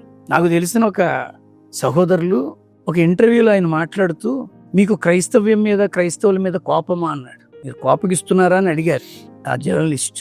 అప్పుడు ఆయన ఇచ్చిన సమాధానం ఏంటంటే, క్రైస్తవుల మీద నాకు ఏ కోపం లేదు, క్రైస్తవులు నేను ద్వేషిస్తున్నాను అన్నాడు. కానీ నాకు తెలిసిన బైబిల్ ప్రకారం ద్వేషించేవాడు చీకట్లో ఉంటాడట. ద్వేషించేవానికి ప్రేమ రాదండి. ద్వేషంతో మనం పొందేది ఏదీ లేదు. ద్వేషంతో మీరు ఎవరిని కూడా సాధించలేరు. To the love you can win souls. ప్రేమ ద్వారానే మీరు ఆత్మల్ని సంపాదించవచ్చు, స్నేహితుల్ని సంపాదించవచ్చు, బంధాలని కూడా కాపాడుకోవచ్చు. ద్వేషంతో ఒరిగేది ఏదీ లేదు. నా బైబిల్ పూర్తిగా ద్వేషాన్ని ఖండించింది. ఎందుకంటే యేసుక్రీస్తుని గురించి నేను మాట్లాడుతున్నాను. పాత నిబంధనలో దేవుడు ద్వేషించలేదా అని అంటే వాళ్ళు చేసుకున్న అకృత్యాలను బట్టి ద్వేషించాల్సిన పరిస్థితులు ఏర్పరచుకున్నారు. కొత్త నిబంధనలో యేసుక్రీస్తు ఎక్కడ ఎవరిని ద్వేషించలే. పైగా తనను అప్పగిస్తున్నటువంటి ఇస్కరియోతు యూదాను సైతం చెలికాడా అన్నాడే తప్ప ద్వేషించి మాట్లాడలే. కనుక ద్వేషంతో మనం పొందగలిగేది ఏది లేదని నా అభిప్రాయం. బైబిల్ కూడా చాలా స్పష్టంగా చెప్తుంది, ప్రేమతోనే సత్యం చెప్పమని. ప్రేమ లేనివాడు నావాడు కాదని, ప్రేమ లేనివాడు వ్యర్థుడు అని. అయితే ఇక్కడ ఒక అంటే సింపుల్ విషయం చెప్తాను, చాలా చిన్నగా ఈజీగా అర్థమయ్యే విషయం చెప్తాను. ద్వేషం, కోపం ఎందుకు వస్తుంది అంటే వీళ్ళలో చాలామంది అనుకోవడం ఏంటంటే సంఘం పాడైపోతుంది. రెండోది, ఈ సేవకుడి వల్ల విశ్వాసులు పాడైపోతున్నారు, సమాజం పాడైపోతుంది, నరకానికి ఎంతమంది వెళ్ళిపోతున్నారు. ఈ ఫ్రస్ట్రేషన్ ఎక్కువైపోయే వారికి సత్యం స్థాపించడానికి ప్రేమ అనే గొప్ప ఆయుధాన్ని వాడడం కంటే కూడా తమ కోపం అనే ఆయుధాన్ని, ద్వేషం అనే ఆయుధాన్ని వాడుతున్నారు. నేను ఒక చిన్న స్టేట్మెంట్ ఇవ్వాలనుకుంటున్నాను. అంటే ఈ వేదికగా మీరు ఉన్నప్పుడు నేను వాడే స్టేట్మెంట్ చాలా ప్రయోజనం. ఎందుకంటే అందులో పొరపాటు ఉంటే సరిచేయగల అనుభవం ఇది. అందుకని ఒకవేళ పొరపాటు ఉంటే దాన్ని మార్చుకోవడమే దేవునికి నచ్చుతుంది. కాబట్టి అంతే. ఏంటంటే ఒక వ్యక్తి సత్యమే స్థాపించాలనుకుంటే, సత్యమే చెప్పాలి అనుకుంటే, ఒక వ్యక్తిని దూషిస్తూ చెప్పే సత్యానికి ఎప్పుడు విలువ ఉండదు. కానీ దూషణని ఇష్టపడే వాళ్ళు కొందరు ఉంటారు. దూషించే వ్యక్తికి ఫాలోవర్స్గా మారే వాళ్ళు ఉన్నారు. వాడికి లోపల దుగ్ధ. ఎందుకంటే వాడి ద్వేషించాలి, వాడికి దూషించాలని ఉంటుంది. కానీ వాడు అనలేకపోతే మీరు అన్నారు అనుకోండి, మీకు వత్తాసు పలుకుతారు. సో వీళ్ళు ఏమనుకుంటున్నారంటే మేము చేసేది కరెక్ట్ అని ఈ ఫాలోవర్స్ని బట్టి మాట్లాడుతున్నారు. సో మన ఫాలోవర్స్ని బట్టి మనం చేసేది కరెక్ట్ అని నేను అనుకోకూడదు, వాళ్ళు అనుకోకూడదు, ఎవరు అనుకోకూడదు. మనల్ని నమ్మిన దేవుడు, మనకు పని అప్పగించిన దేవునికి అనుకూలంగా ఉందా లేదా అని చూసుకుంటూ ఉంటే, ఎందుకంటే ఏదో ఒక రోజు ఈ భూమిని విడిచిపెట్టేస్తాం. ఖచ్చితంగా ఆయన దగ్గరికి వెళ్ళాల్సిందే, ఆయన ముందు ఉండాల్సిందే. దాన్ని 24/7 మన దృష్టిలో ఉంచుకోవడం ద్వారా మనం ఎప్పుడు బాగుంటాం. ద్వేషం పై రూపాన్ని బట్టో, ఒక మాటను బట్టో, ఒక స్టేట్మెంట్ బట్టో అయితే దూషణ సాతాను స్వయంగానే పుట్టిస్తాడు దాన్ని. ద్వేషంతోనే దూషణ వస్తుంది. కానీ ఒకవేళ సత్యమును స్థాపించాలంటే ప్రేమ చాలా వాటిని సహించి అర్థం చేసుకుంటే తప్ప సత్యం స్థాపించబడదు. స్థాపించలే. సత్యం స్థాపించడానికి ప్రేమ అన్నిటికంటే గొప్ప ఆయుధం అంటాను నేను. అంతే, నేను దాన్నే ఏకీపిస్తాను. ఈ రోజు కాకపోయినా మరి కొన్ని రోజులకైనా వారు సత్యంలో స్థాపించబడతారు. అభిప్రాయాలు ఒకటైపోతాయి. ఆమేన్. ప్రేమ లేకుండా ఒకరిని దూషించి సరి చేసుకుంటాడు అనుకుంటే అది భ్రమే అనుకుంటాను నేను. వ్యక్తిని గాయపరిచి వ్యక్తిలో సత్యం స్థాపించడం సాధ్యమయ్యే విషయం కాదంటాను నేను. అందుకు నేను ఒక కొటేషన్ రాశాను కొన్ని ఇయర్స్ బ్యాక్, దాదాపుగా 12 years క్రితం రాశాను. సహోదరునిలో పొరపాటు ఉండొచ్చు, కానీ సహోదరుడే పొరపాటు కాదని నమ్మాలి. అవును. క్రీస్తు పాపాన్నే ద్వేషించి పాపిని ప్రేమించినట్లు. ఈరోజు ఇదే పద్ధతిని ఒకవేళ మనం వెంబడిస్తే పడిపోయిన చాలా మందిని నిలబెట్టి మళ్ళీ సైనికులు చేయొచ్చు. ప్రేమ ద్వారానే ఇది సాధ్యం. సో సత్యం స్థాపించడానికి ప్రేమే అన్నిటికంటే ముఖ్యమైనది. ఎందుకంటే ప్రేమ అన్నిటిని సహించి నడిపిస్తుంది. ప్రేమ అమర్యాదగా ప్రవర్తించదు. మరి ఈరోజు చాలామంది అమర్యాదగా ప్రవర్తిస్తూ సత్యమే స్థాపిస్తున్నామనే భ్రమలో ఉన్నటువంటి మన తమ్ముళ్లను, సహోదరులను కాపాడుకోవడం మన బాధ్యత అని నేను ఈ ప్రస్తావన ఎత్తుతున్నాను. బహుశా వాళ్ళు ఈ మాటకు కూడా నవ్వచ్చు, ఎందుకంటే అపహాసకులు ఉంటారు చివరి దినాల్లో అని అన్నారు. మరి వాళ్ళు అపహాసకులుగా ఉండకపోతే చాలా మంచిది. యూదా పత్రికలో వారిని వ్యక్తిగతంగా ఎరిగిన దాన్ని బట్టి, స్వాభావికంగా ఎరిగిన దాన్ని బట్టే మాట్లాడతారు, కానీ ఆత్మీయ అనుభవం బట్టి కాదని, ఆత్మదేవుని ఉద్దేశమును బట్టి కాదని లేఖనం సెలవిస్తుంది. మరి అది వారికి శ్రమే అని బైబిల్ సెలవిస్తుంది. కాబట్టి ఇందు మూలంగా ప్రకటిస్తున్న ఎవరైనా వ్యక్తిగత దూషణతో సత్యం చెబితే అక్కడ సాతాను ఉన్నాడు. గుర్తుంచుకోండి, ద్వేషము, కోపము సత్యమును స్థాపించదు. ప్రేమ, సహనమే సత్యాన్ని స్థాపిస్తుంది. కోపము, ద్వేషము ఉన్న చోట ఆత్మదేవుడు దుఃఖపడతాడు, కానీ ప్రేమ, సహనం ఉన్న చోట ఆత్మదేవుడు పని చేయడం ప్రారంభిస్తాడు. ఆమేన్. ఈరోజు జరగకపోవచ్చు, రేపు అద్భుతం జరిగించేది ఆత్మదేవుడు మాత్రమే. శక్తితో, బలంతో పనిచేయాలనుకునేవారు కోపంతో, ద్వేషంతో పనిచేస్తున్నారు. ఆత్మకార్యమే జరగాలనుకున్నవారు ఆయన మీదే ఆధారపడి ప్రేమతో, సహనంతో పనిచేస్తున్నారు. మీరు ఎటువైపో, ఇటో అటో మీరే తేల్చుకోండి. నిర్ణయం మీదైతే కార్యం దేవునిది అవుతుంది. ఆమేన్. ఆమేన్.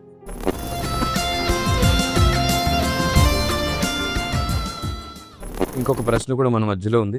దీనికి సిమిలర్గా పరలోకం దొరికేది విశ్వాసంతోనా, సిద్ధాంతంతోనా? దీని ప్రస్తావన ఇందాక కూడా వచ్చింది.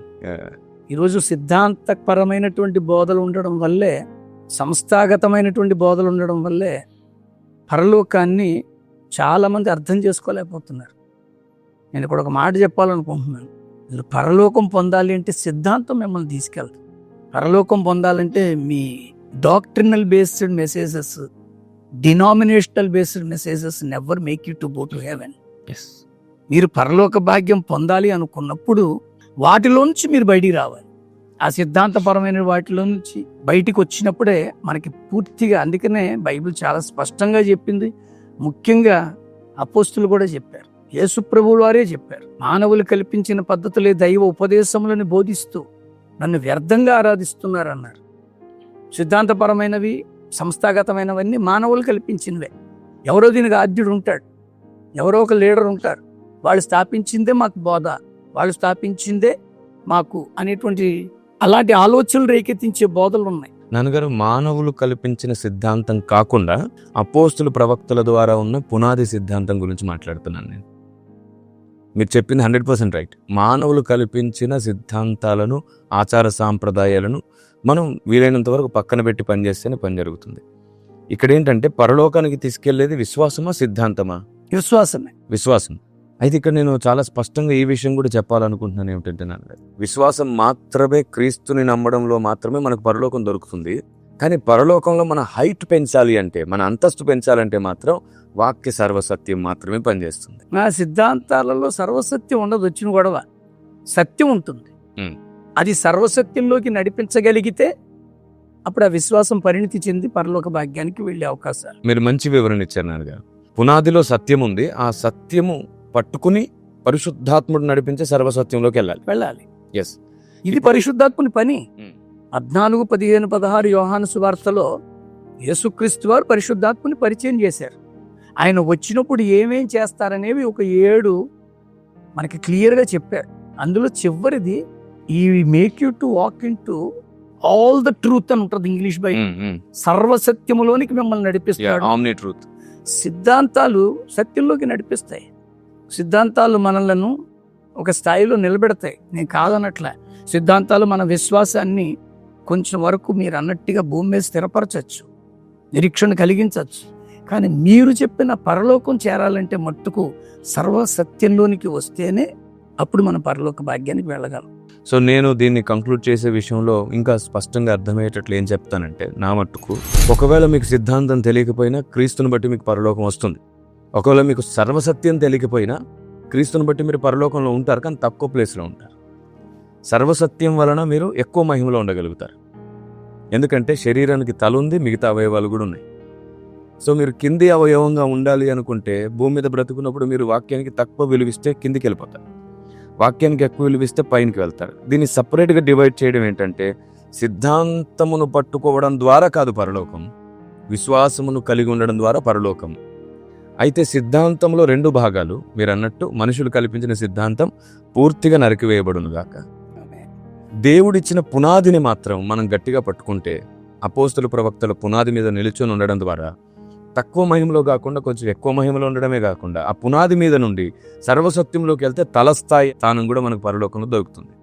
సో వీటిని అన్నిటిని సపరేట్గా చూడడం మంచిది. ఇలా చేయడం ద్వారా సిద్ధాంతము వలన సంఘం పాడవుతుందనే తొందరపాటుతనం చాలా మందికి ఉండదు. ముందు విశ్వాసం, ప్రేమ, వీటిని స్థిరంగా కాపాడుకుంటే ఒకరి నుండి ఒకరు జ్ఞానం నేర్చుకుంటాం. అపోస్తల ప్రవక్తల పునాది సంఘానికి ఉండాలి, ఎందుకంటే మనం దాన్ని నమ్మడం ద్వారానే మన విశ్వాసం కొనసాగుతుంది. ఆ పునాది కోసం విశ్వాసం పాడైపోతుంది అంటున్నాను నేను. అవును, ఇప్పుడు సిద్ధాంతాలు మన నిరీక్షణలో కూడా నడిపించగలగాలి. అంతే, మీరు అన్నట్లుగా ప్రేమ విశ్వాసము రెండు ప్రాముఖ్యమైనవే. నిరీక్షణ కూడా ఉందండి. When you are not having a hope that I will reach heaven, సిద్ధాంతాన్ని బట్టి మనం చేసేది ఏముంది? ఇక్కడ సిద్ధాంతాన్ని బట్టి మనం పొందేది ఏం లేదుగా. ఆ సిద్ధాంతం నిరీక్షణ కలిగించాలి. నేను ఒకరోజు పరలోకంలో ఆ తండ్రి కుడిపార్శ్వంలో ఉన్నటువంటి యేసుక్రీస్తు వాగ్దానం చేశాడు ప్రకటన గ్రంథంలో, నాతో పాటు నా యొక్క సింహాసనం మీద మిమ్మల్ని కూర్చోబెట్టుకుంటానని.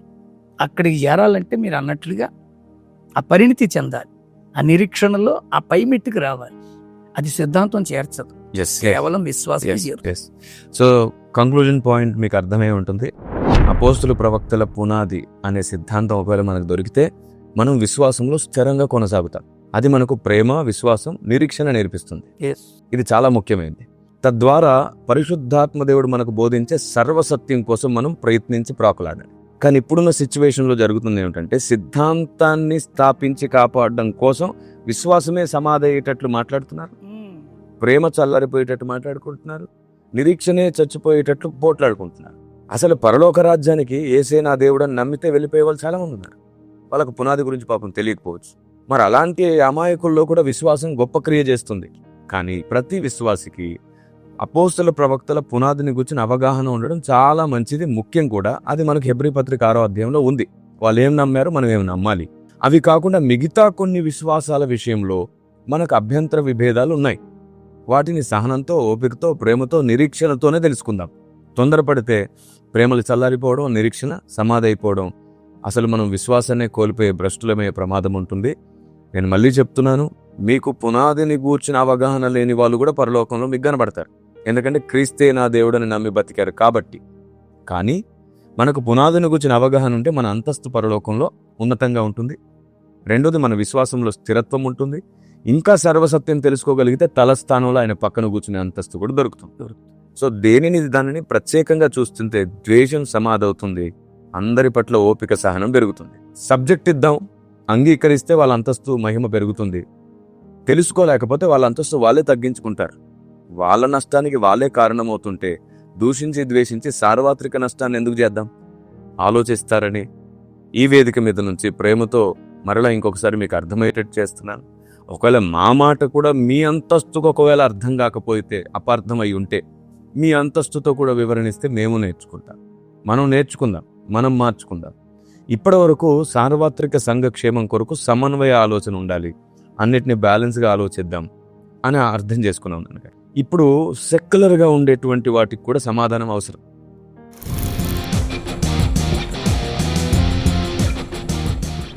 భారతదేశంలో క్రైస్తవ వ్యతిరేకత నేడు విచ్చలవిడిగా కనబడుతుంది. దానికి ముఖ్య కారణం ఏమిటి? ఎలా సవరించుకోవాలి? ఇది చాలా మందిని ఆలోచింపజేసే ప్రశ్న. అనేక మంది దగ్గర నుంచి అభ్యంతరకరమైనటువంటి మాటలు వచ్చే ప్రశ్న. ఎందుకంటే భారతదేశంలో క్రైస్తవ్యం ఎందుకు అవమానించబడుతుంది? దీనికి కారణం ఒకటే, అవగాహన లేదండి. ఇప్పుడు ముఖ్యంగా మన భారతదేశంలో ప్రశ్న కనుక అంటున్నాను, కొట్టుకునే స్థలం ఎక్కడో తెలుసా అండి? భక్తిలోనే. భక్తి పేరిటే కొట్టుకుంటున్నారు. కొంచెం ఆలోచన చేసి ఈ లోపల ఉన్నటువంటి ఐహికపరమైనవి, భౌతికపరమైనవి దాటచ్చు. అంతర్గతమైన శత్రువుని జయించిన వాడికి అర్థమయ్యే జ్ఞానాన్ని దేవుడేస్తాడు. అప్పుడు అందరినీ సమానంగా చూస్తాడు. నాలో ఉన్న ఆత్మ మీలో ఉందని గ్రహించుకొని ఆ ఆత్మను కూడా గౌరవిస్తాడు. అది నా ఉద్దేశం. ఎందుకంటే అవగాహన లేకపోవడం వల్ల ఆత్మలో ఈ క్రూరత్వాన్ని దాటలేని స్థితి ఉంది కనుకే ఈ భారతదేశంలో ఎంత గొడవ. సో మీరు చెప్పిన దాన్ని బట్టి, అవగాహన లోపాన్ని బట్టి ఈ వ్యతిరేకత విచ్చలవిడితనంగా ఉంది అని. అయితే ఇంకొంచెం మన వాళ్ళకి ఇంకా బాగా అర్థమయ్యేటట్లు చెప్పాల్సిన విషయం, మీరు భక్తి యొక్క మూలం చెప్పారు. ఇలా ఉంటే అందరిని అర్థం చేసుకుంటారని. నేనేం అడుగుతున్నానంటే, అసలు ఈ వివాదం కలగడానికి, క్రైస్తవ వ్యతిరేకతే కలగడానికి మూలమైన కారణం ఏంటి అసలు భారతదేశంలో? ఇంకో విచిత్రమైన ఒక మాట చెప్తున్నాను. ఇప్పుడు వివాదం కలగడానికి అన్నారు కనుక అంటున్నా. అసలు యేసు ప్రభుల వారికి చాలా పేర్లు ఉన్నాయి. కొంతమంది అయితే 1000 సూక్తులని, 1000 స్తోత్రాలని, ఆయన పేర్లన్నీ రాసి ఏదో పుస్తకాలు కూడా ముద్రించారు. కొంతమంది భక్తులు ఖచ్చితంగా అందులో కొన్ని నామాలు జపించుకొని దినచర్య ప్రారంభించే వాళ్ళు ఉన్నారు. కానీ ఒక విచిత్రమైన పేరు ఉందండి ఆయనకి. లూకాసు వార్త 2వ అధ్యాయం 34లో మనం గమనిస్తే, అనేక హృదయాలోచనలు బయలుపరచబడినట్లు ఇజ్రాయేలీలు అనేకులు పడుటకు తిరిగి లేచుటకు వివాదాస్పదమైన గుర్తు అని ఒక పేరు ఉంది. అందుకే వివాదాలు. ఎక్కడ ఏ భక్తి చేసుకుని ఎవరిని తిట్టడండి. యేసుప్రభు దగ్గరికి వచ్చేసరికి పర్మిషన్ ఉందా? యేసుప్రభు ఎందుకు నమ్ముకున్నావు? మన ధర్మాన్ని వదిలేసావు, మతాన్ని మార్చేసావు. ఈ మాటలు ఎక్కడ లేవండి. అసలు ఏ వాంగ్మయంలోనూ లేవు. ఎవరు ఉపయోగించే మాటలు కూడా కావివి. ఇది మానవ పదప్రయోగం అంతే. అందుకనే అంటున్నాను నేను, భగవంతుణ్ణి నిజంగా నాకు అర్థమయ్యింది అని అనుకున్నవాడు ఎవడు ఇతరులని ద్వేషించడండి. వాళ్ళ భక్తిని కించపరచడు, వాళ్ళ భక్తిని అవమానపరచడు. మనకేదో నష్టం అయిపోతుంది అని అనుకునే భక్తి అవ్వదండి. మనకేదో నష్టం తీసుకొచ్చేస్తుంది ఈ భక్తి అనుకునేది భక్తి ఎందుకు అవుతుంది? అందరూ మీరు ఇందాక ఒక మాట అన్నారు, మీరు సాధారణంగా ఉపయోగించే మాట. ఆ మాటను కూడా కొంతమంది కాంట్రవర్సీ చేశారు. మీరు అంటారు సర్వే జన సుఖినో భవంతు, అది బైబిల్లో ఎక్కడుందని అడిగాడు ఒక ఆయన. సర్వే జన సుఖినో భవతు అనేది బైబిల్లోనే, బైబిల్లో ఏముందో నిన్ను వల్లే నీ పొరుగు అని ప్రేమించు అనడంలో అదే అర్థం ఉంది. అందరూ బాగుండాలి ప్రార్థన చేయమన్నాడు, అదే అర్థం అంతే. పైగా ఒకప్పుడు మనుషుల మధ్యలో వేషాలు ఉన్నాయి. నేను చాలా సందర్భాల్లో అడుగుతుంటాను, నీ దీవెనలు దేని మీద ఆధారపడి ఉన్నాయంట. ఒక్కొక్కళ్ళు మన భక్తి మీద, విశ్వాసం మీద ఏవో అంటుంటారు. కొంచెం మీరు ఆటోల వెనకాల, ట్రాక్టర్ డొక్కులు వెనకాల చూస్తే కనపడుతుంది మీ ఏడుపులే మా దీవెన. ఒక మనిషి ఇంకొక మనిషికి పడి ఏడవడంలో దీవెనలే ఉన్నాయండి. అది ఎవరు చెప్పారు? అది ఏ శాస్త్రం చెప్పింది? అరే బైబిల్లో లేదు, మరి ఎందులో ఉందని రాశారు. ఇంకో మాట అంటారు, నీ ఏడుపులే మాకు దీవెనలు ఒకటే కాదు, నన్ను చూసి ఏడవ, నరఘోష నీకు ఒక నమస్కారం. అది ఎందులో ఉందండి? అది నేను చాలా కాలం ఆ మాటలు చదువుకున్నప్పుడల్లా, అయ్యో మనుషుల మధ్య విభేదానికి ఇవే కారణాలు. నాకు బడి ఏడవకని ఒక మనిషి ఇంకొక మనిషిని అనడం ఏంటి? ఇప్పుడు కొత్తగా ఒక స్లోగన్ వచ్చింది, ఏంటో తెలుసా? అందరూ బాగుండాలి అందులోనే. ఇది బాగుంది. ఇది అందరికీ క్షేమం. ఆ మాట ఎక్కడుంది అంటే, అది వేదాల్లో కనపడదు, ఉపనిషత్తుల్లో కనపడదు, ఇంకెక్కడా కనపడకపోవచ్చు, బైబిల్లోనూ కనకపోవచ్చు. కానీ ఆ మాట ఉందా లేదా? సారం అది. అదే సర్వే జనా సుఖినో భవతు అన్న దాంట్లో అందరూ బాగుండాలి, అందులో నేను ఉండాలనే మాటే. అది అర్థం చేసుకున్నప్పుడు భారతదేశం అంత ఆశీర్వాదకరమైన దేశం ఇంకొకటి ఉండదండి. నా మట్టుకు మీరు చెప్పిన దాన్ని నేను పూర్తిగా ఏకీభవిస్తూ, దాన్ని విడమర్చి చెప్పాలి అంటే, వివాదాలకు, అపార్థాలకు ఆత్మీయ అంతర్గత కారణాలు ఎన్నున్నా సరే, పెద్దలు అన్నట్టుగా నోరు మంచిదైతే ఊరు మంచిది అన్నట్టు. సో ఈ రోజుకి క్రైస్తవ్యాన్ని భారతదేశం అపార్థం చేసుకుంది అనుకుంటాను నేను. అవునండి. ఎందుకంటే నేను దాదాపుగా 760 గ్రామాలు స్వయంగా తిరిగి సేవ చేశాను 10 సంవత్సరాల పాటు.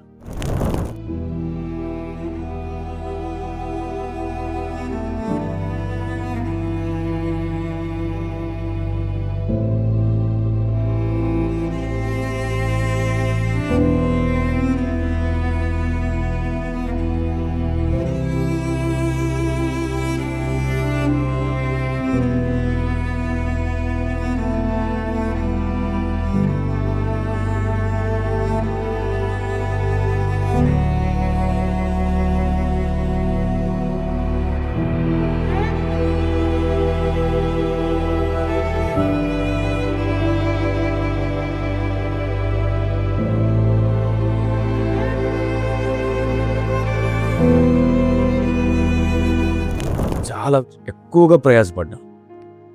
చాలా చోట్ల అలా కష్టపడితేనే దేవుడు ఈ స్థాయికి తీసుకొచ్చి పెట్టి, ఒకరు విరిగి నిలగకుండా దేవుడు స్తంభం ఎక్కించాడు. ఒకప్పుడు పౌరుషంగా కోపంగా రండి తేల్చుకుందాం, లైవ్లోకి వచ్చి కూర్చోండి అని మాట్లాడేసేవాడిని టీవీలో.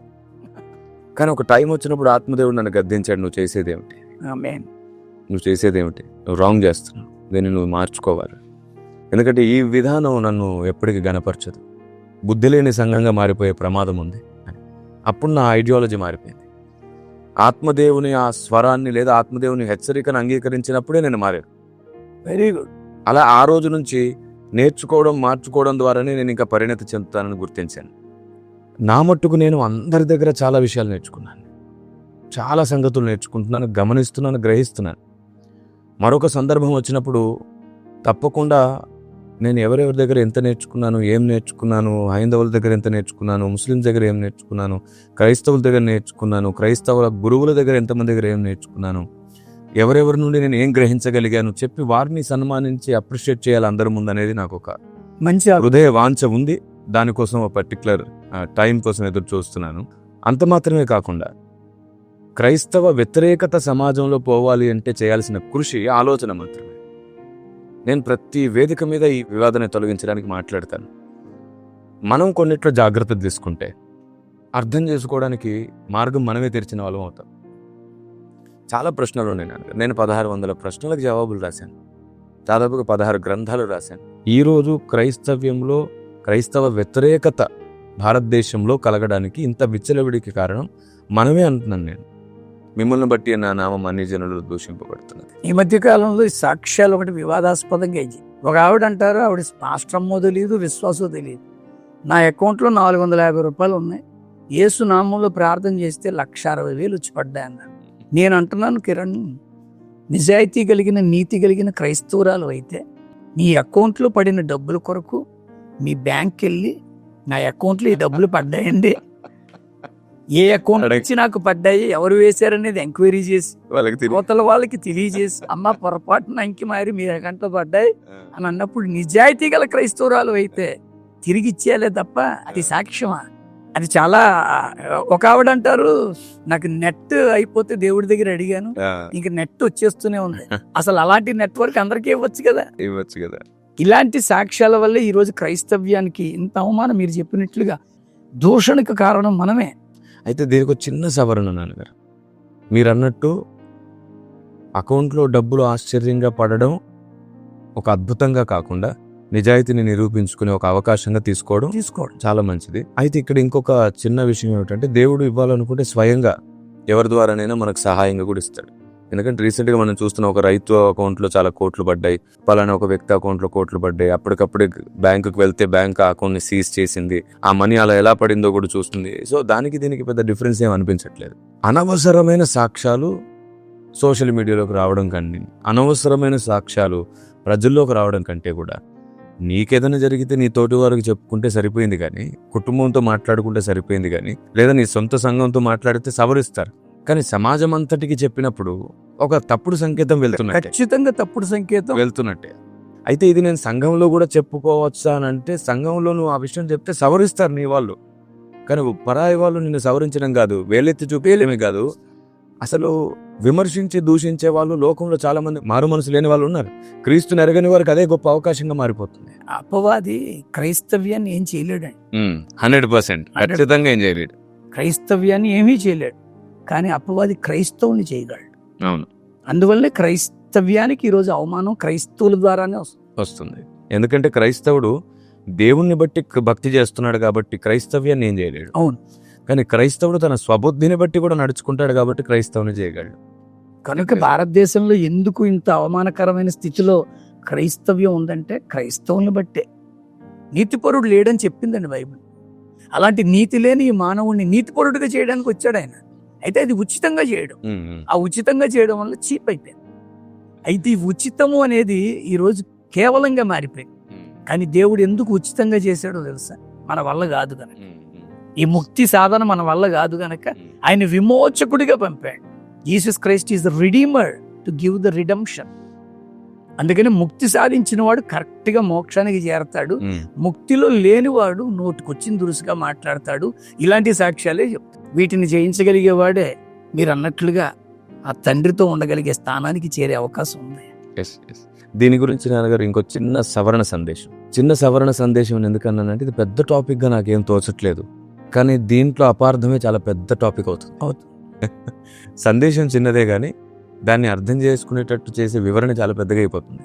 సింపుల్ ఏమిటంటే అనవసరమైన లైవ్స్ వెళ్ళడం కంటే అవసరమైన సందేశం ప్రజలకు ఇవ్వడం బాగుంటుంది. అయితే ఈ లైవ్స్ కూడా ఎవరు పెట్టకూడదా అంటే పెట్టకూడదని నేను అనట్లేదు. నా ఉద్దేశం ఏమిటంటే నోటిని జాగ్రత్తగా వాడగలిగి మనసును అదుపులో ఉంచగలిగి తొందరపడని ఏ వ్యక్తి అయినా లైవ్లో ఆరాధన చేయొచ్చు, వాక్యం బోధించు. కానీ అవగాహన లోపంతో ఉన్న ప్రతి ఒక్కరు ప్రతి చోట మాట్లాడుతూ పోతుంటే ఆ లైవ్ ఇలాంటి సమస్యలు కారణం అనవసరమైన సాక్ష్యాలు. ఇప్పుడు ఏమవుతుందంటే క్రైస్తవ్యాన్ని వ్యతిరేకించే వాళ్ళకి అది గొప్ప రాయిగా దొరుకుతుంది. వాళ్ళకి ఎదురు చూస్తున్నారు, వాళ్ళు మన సాక్ష్యాలనే వాడుకుంటున్నారు. మనలో చాలా మంది విమర్శకులు వాళ్ళకి ఇంకా మన వాళ్ళని అవకాశం ఇస్తున్నారు. అవకాశాలు సంఘాల్లో ఉండి హెచ్చరించాల్సిన సంగతిని సమాజంలోకి తీసుకెళ్లి పెడుతున్నారు. మరి వీళ్ళు సంఘాన్ని ఉద్ధరిస్తున్నట్టో పాడు చేస్తున్నట్టో దేవుని రాజ్యాన్ని కడుతున్నట్టో కూలుస్తున్నట్టో వాళ్ళే తేల్చాలి. ఈ రోజు చాలా మందికి అండర్స్టాండింగ్ లేకపోవడం వల్ల ఇలా మాట్లాడుతున్నారు, ఇలాంటివి పోస్ట్ చేస్తున్నారు. ఇవన్నీ వివాదాలకి కారణం అవుతున్నాయి తప్ప సమాధానానికి కానీ సమన్వయానికి కానీ మంచి స్నేహభావాన్ని పుట్టించడానికి కానీ అవకాశాలు లేవు. మీరు 500 తీసుకురండి, మీ 500 నోటిని దీవిస్తాను, అది ఉన్నంత వరకు మీకు డబ్బు వస్తూనే ఉంటుందని ఈ మధ్య ఒక ఆయన ప్రకటిస్తున్నారు. మనం పేరు ప్రస్తావన కాదు, సబ్జెక్ట్ మాట్లాడాలి. ఎవరైనా సరే సబ్జెక్టే మాట్లాడి వ్యక్తిని ఎత్తకపోతే చాలా మంచిది. సబ్జెక్ట్ మనుషులకు అవగాహన కలిగిద్దాం. వ్యక్తి మీద ద్వేషం పుట్టిస్తే వచ్చేదే ఉంది. వారి అనుచరులు ఇంకా మనల్ని ద్వేషిస్తారే కానీ వాళ్ళు మారరు. వారి అనుచరులకు కూడా అవగాహన కలిగించేది జ్ఞానం, అవగాహన. సో అందరికీ నేను ఇచ్చే సలహా అదే, దైవజనుల సమక్షంలో దయచేసి సబ్జెక్ట్ మాట్లాడండి. వ్యక్తుల పేరు, వ్యక్తుల ఫొటోస్తో ఏ యూజ్ ఉండదు. ప్రజలకు అవగాహన కలిగిస్తే వారి అనుచరులు కూడా మారుతారు. మనుషుల్ని మార్చాలనుకుంటే మమతతోనే సాధ్యం. మీరు అన్నారనుకని చెప్తున్నాను. ఇలాంటి సందర్భం ఇంకోటి జరిగింది. ఒక ఆయన క్యాలెండర్కి వేలంపాటు పెట్టాడు. పైగా స్టార్ట్ చేసేటప్పుడు దేవుని పాట 500 మొదలు పెట్టాడు. దేవుని పాట ఏమిటి అసలు? అక్కడి నుంచి అది వెళ్ళిపోయిందండి. నేనేమో క్రిస్మస్ సందేశం ఇవ్వడానికి వెళ్తే ఆ వేదిక మీద ఈ క్యాలెండర్ వ్యాపారం మొదలు పెట్టారు. చివరికి అది 1,10,000కో 12,000కో వెళ్ళిపోయింది. ఆ 1,12,000 రూపాయలకి పాడుకున్న ఆయనకి నాతోనే క్యాలెండర్ ఇప్పించారు. నేను ఆ క్యాలెండర్ ఇస్తూ ఎంతకు పాడుకున్నావు అన్నాను. 1,20,000కి పాడాను ఏదో అన్నాడు ఆయన. ఎందుకు అంత పాడుకున్నావు అంటే, మహిమండి, ఈ క్యాలెండర్ ఉన్నంతకాలం మా ఇంట్లో మహిమ ఉంటుంది అన్నాడు. అప్పుడు ఒకటే అన్నాను నేను, 12 నెలలు అయిపోయిన తర్వాత మహిమ ఏమవుద్ది అన్నాను. అంటే మీరు అన్నట్టుగా అవగాహన లోపంతోనే ఇవన్నీ జరుగుతున్నాయి. దీనివల్ల క్రైస్తవ్యానికి భారతదేశంలో చాలా అవమానం గురవడానికి కారణం అదే.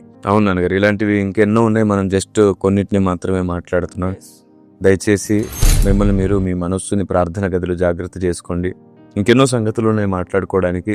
తప్పకుండా మరి విశేషమైన మరికొన్ని సంగతులను మీకు అందించడానికి ప్రయాసపడతాం. థ్యాంక్ యూ వెరీ మచ్ నాన్నగారు. సార్వత్రిక సమన్వయ యోచన అనే ఈ వేదిక మీద నుండి అందరినీ సమన్వయపరిచేటట్లు మీ మనసును విప్పి మీరు మాట్లాడారు. ఎన్నో సంగతులు మరి వివాదం లేకుండా మీకు అందేయని నేను నమ్ముతున్నాను. వివాదాలు తొలగించుకుంటారని నమ్ముతున్నాను. ఏవో కారణాలతో ద్వేషాన్ని పెంచుకోవడం కంటే ఆ కారణాలనే అనుకూలంగా మార్చి, భక్తికి అనుకూలంగా మార్చి, వాక్యానికి అనుకూలంగా మార్చి ప్రయాసపడితే అందరం ఒకటవుతాం. దేవుని రాజ్యానికి ముఖ్యమైన అనుకూలమైనటువంటి కార్యం ఇది. ఇలాంటి ఉన్నతమైనటువంటి పోరాటం మీ ద్వారా దేవుడు చేయాలి. మీ ప్రాంతాల్లో అవగాహన కలిగించండి, అవమానించకండి. ఉద్దేశాలను మార్చుకోండి. మీకు నచ్చింది ఆలోచిస్తూ కూర్చోకండి. లేఖనం మనకు జీవాన్ని ఇవ్వాలనుకుంటుంది, వివాదంలో ఉండాలనుకోవట్లేదు.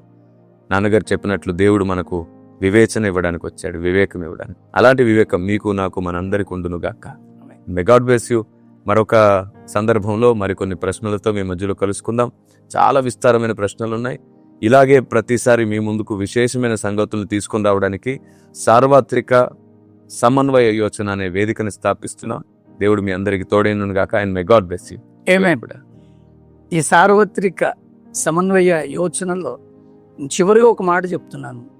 ఇంతవరకు కిరణ్ పాల్ గారు నేను మాట్లాడుకున్నదంతా కూడా మీరు విన్నారు. మీకు ఏదైనా ఒకవేళ ఆ విషయం అవగాహనలోకి అర్థం కాకుండా పోతే నేను ఇచ్చే సలహా 1కి 2 సార్లు మళ్ళీ వినండి. ఇందులో ఏ వివాదానికి తావులేదు, ఎవరిని ఏమీ అనలేదు, ఉన్నదే మాట్లాడుకున్నాం.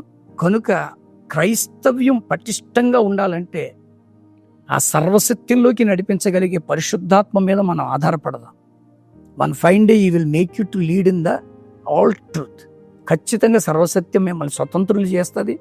ఆ స్వతంత్రతతోనే పరభాగ్యాన్ని సాధించగలిగే స్థితి పట్టుత్వం మనకు వస్తుందని నేను ఖచ్చితంగా చెప్పగలను. ఒక్కవేళ మా మాటలు ఎవరినైనా మీ హృదయాలను హర్ట్ చేసినట్టుగా అనిపిస్తే ఇది ఇంటెన్షనల్గా చేసింది కాదు, బుద్ధిపూర్వకంగా మాట్లాడిన మాటలు కాదు, యథార్థంగా ఉన్న మాటలే మేము మాట్లాడుకున్నాం కనుక అర్థం చేసుకునే ప్రయత్నం, ముఖ్యంగా క్రైస్తవులతో నేను అంటున్నాను, దైవరాజ్యాన్ని కట్టడంలో అందరూ కూడా వర్కర్స్మే.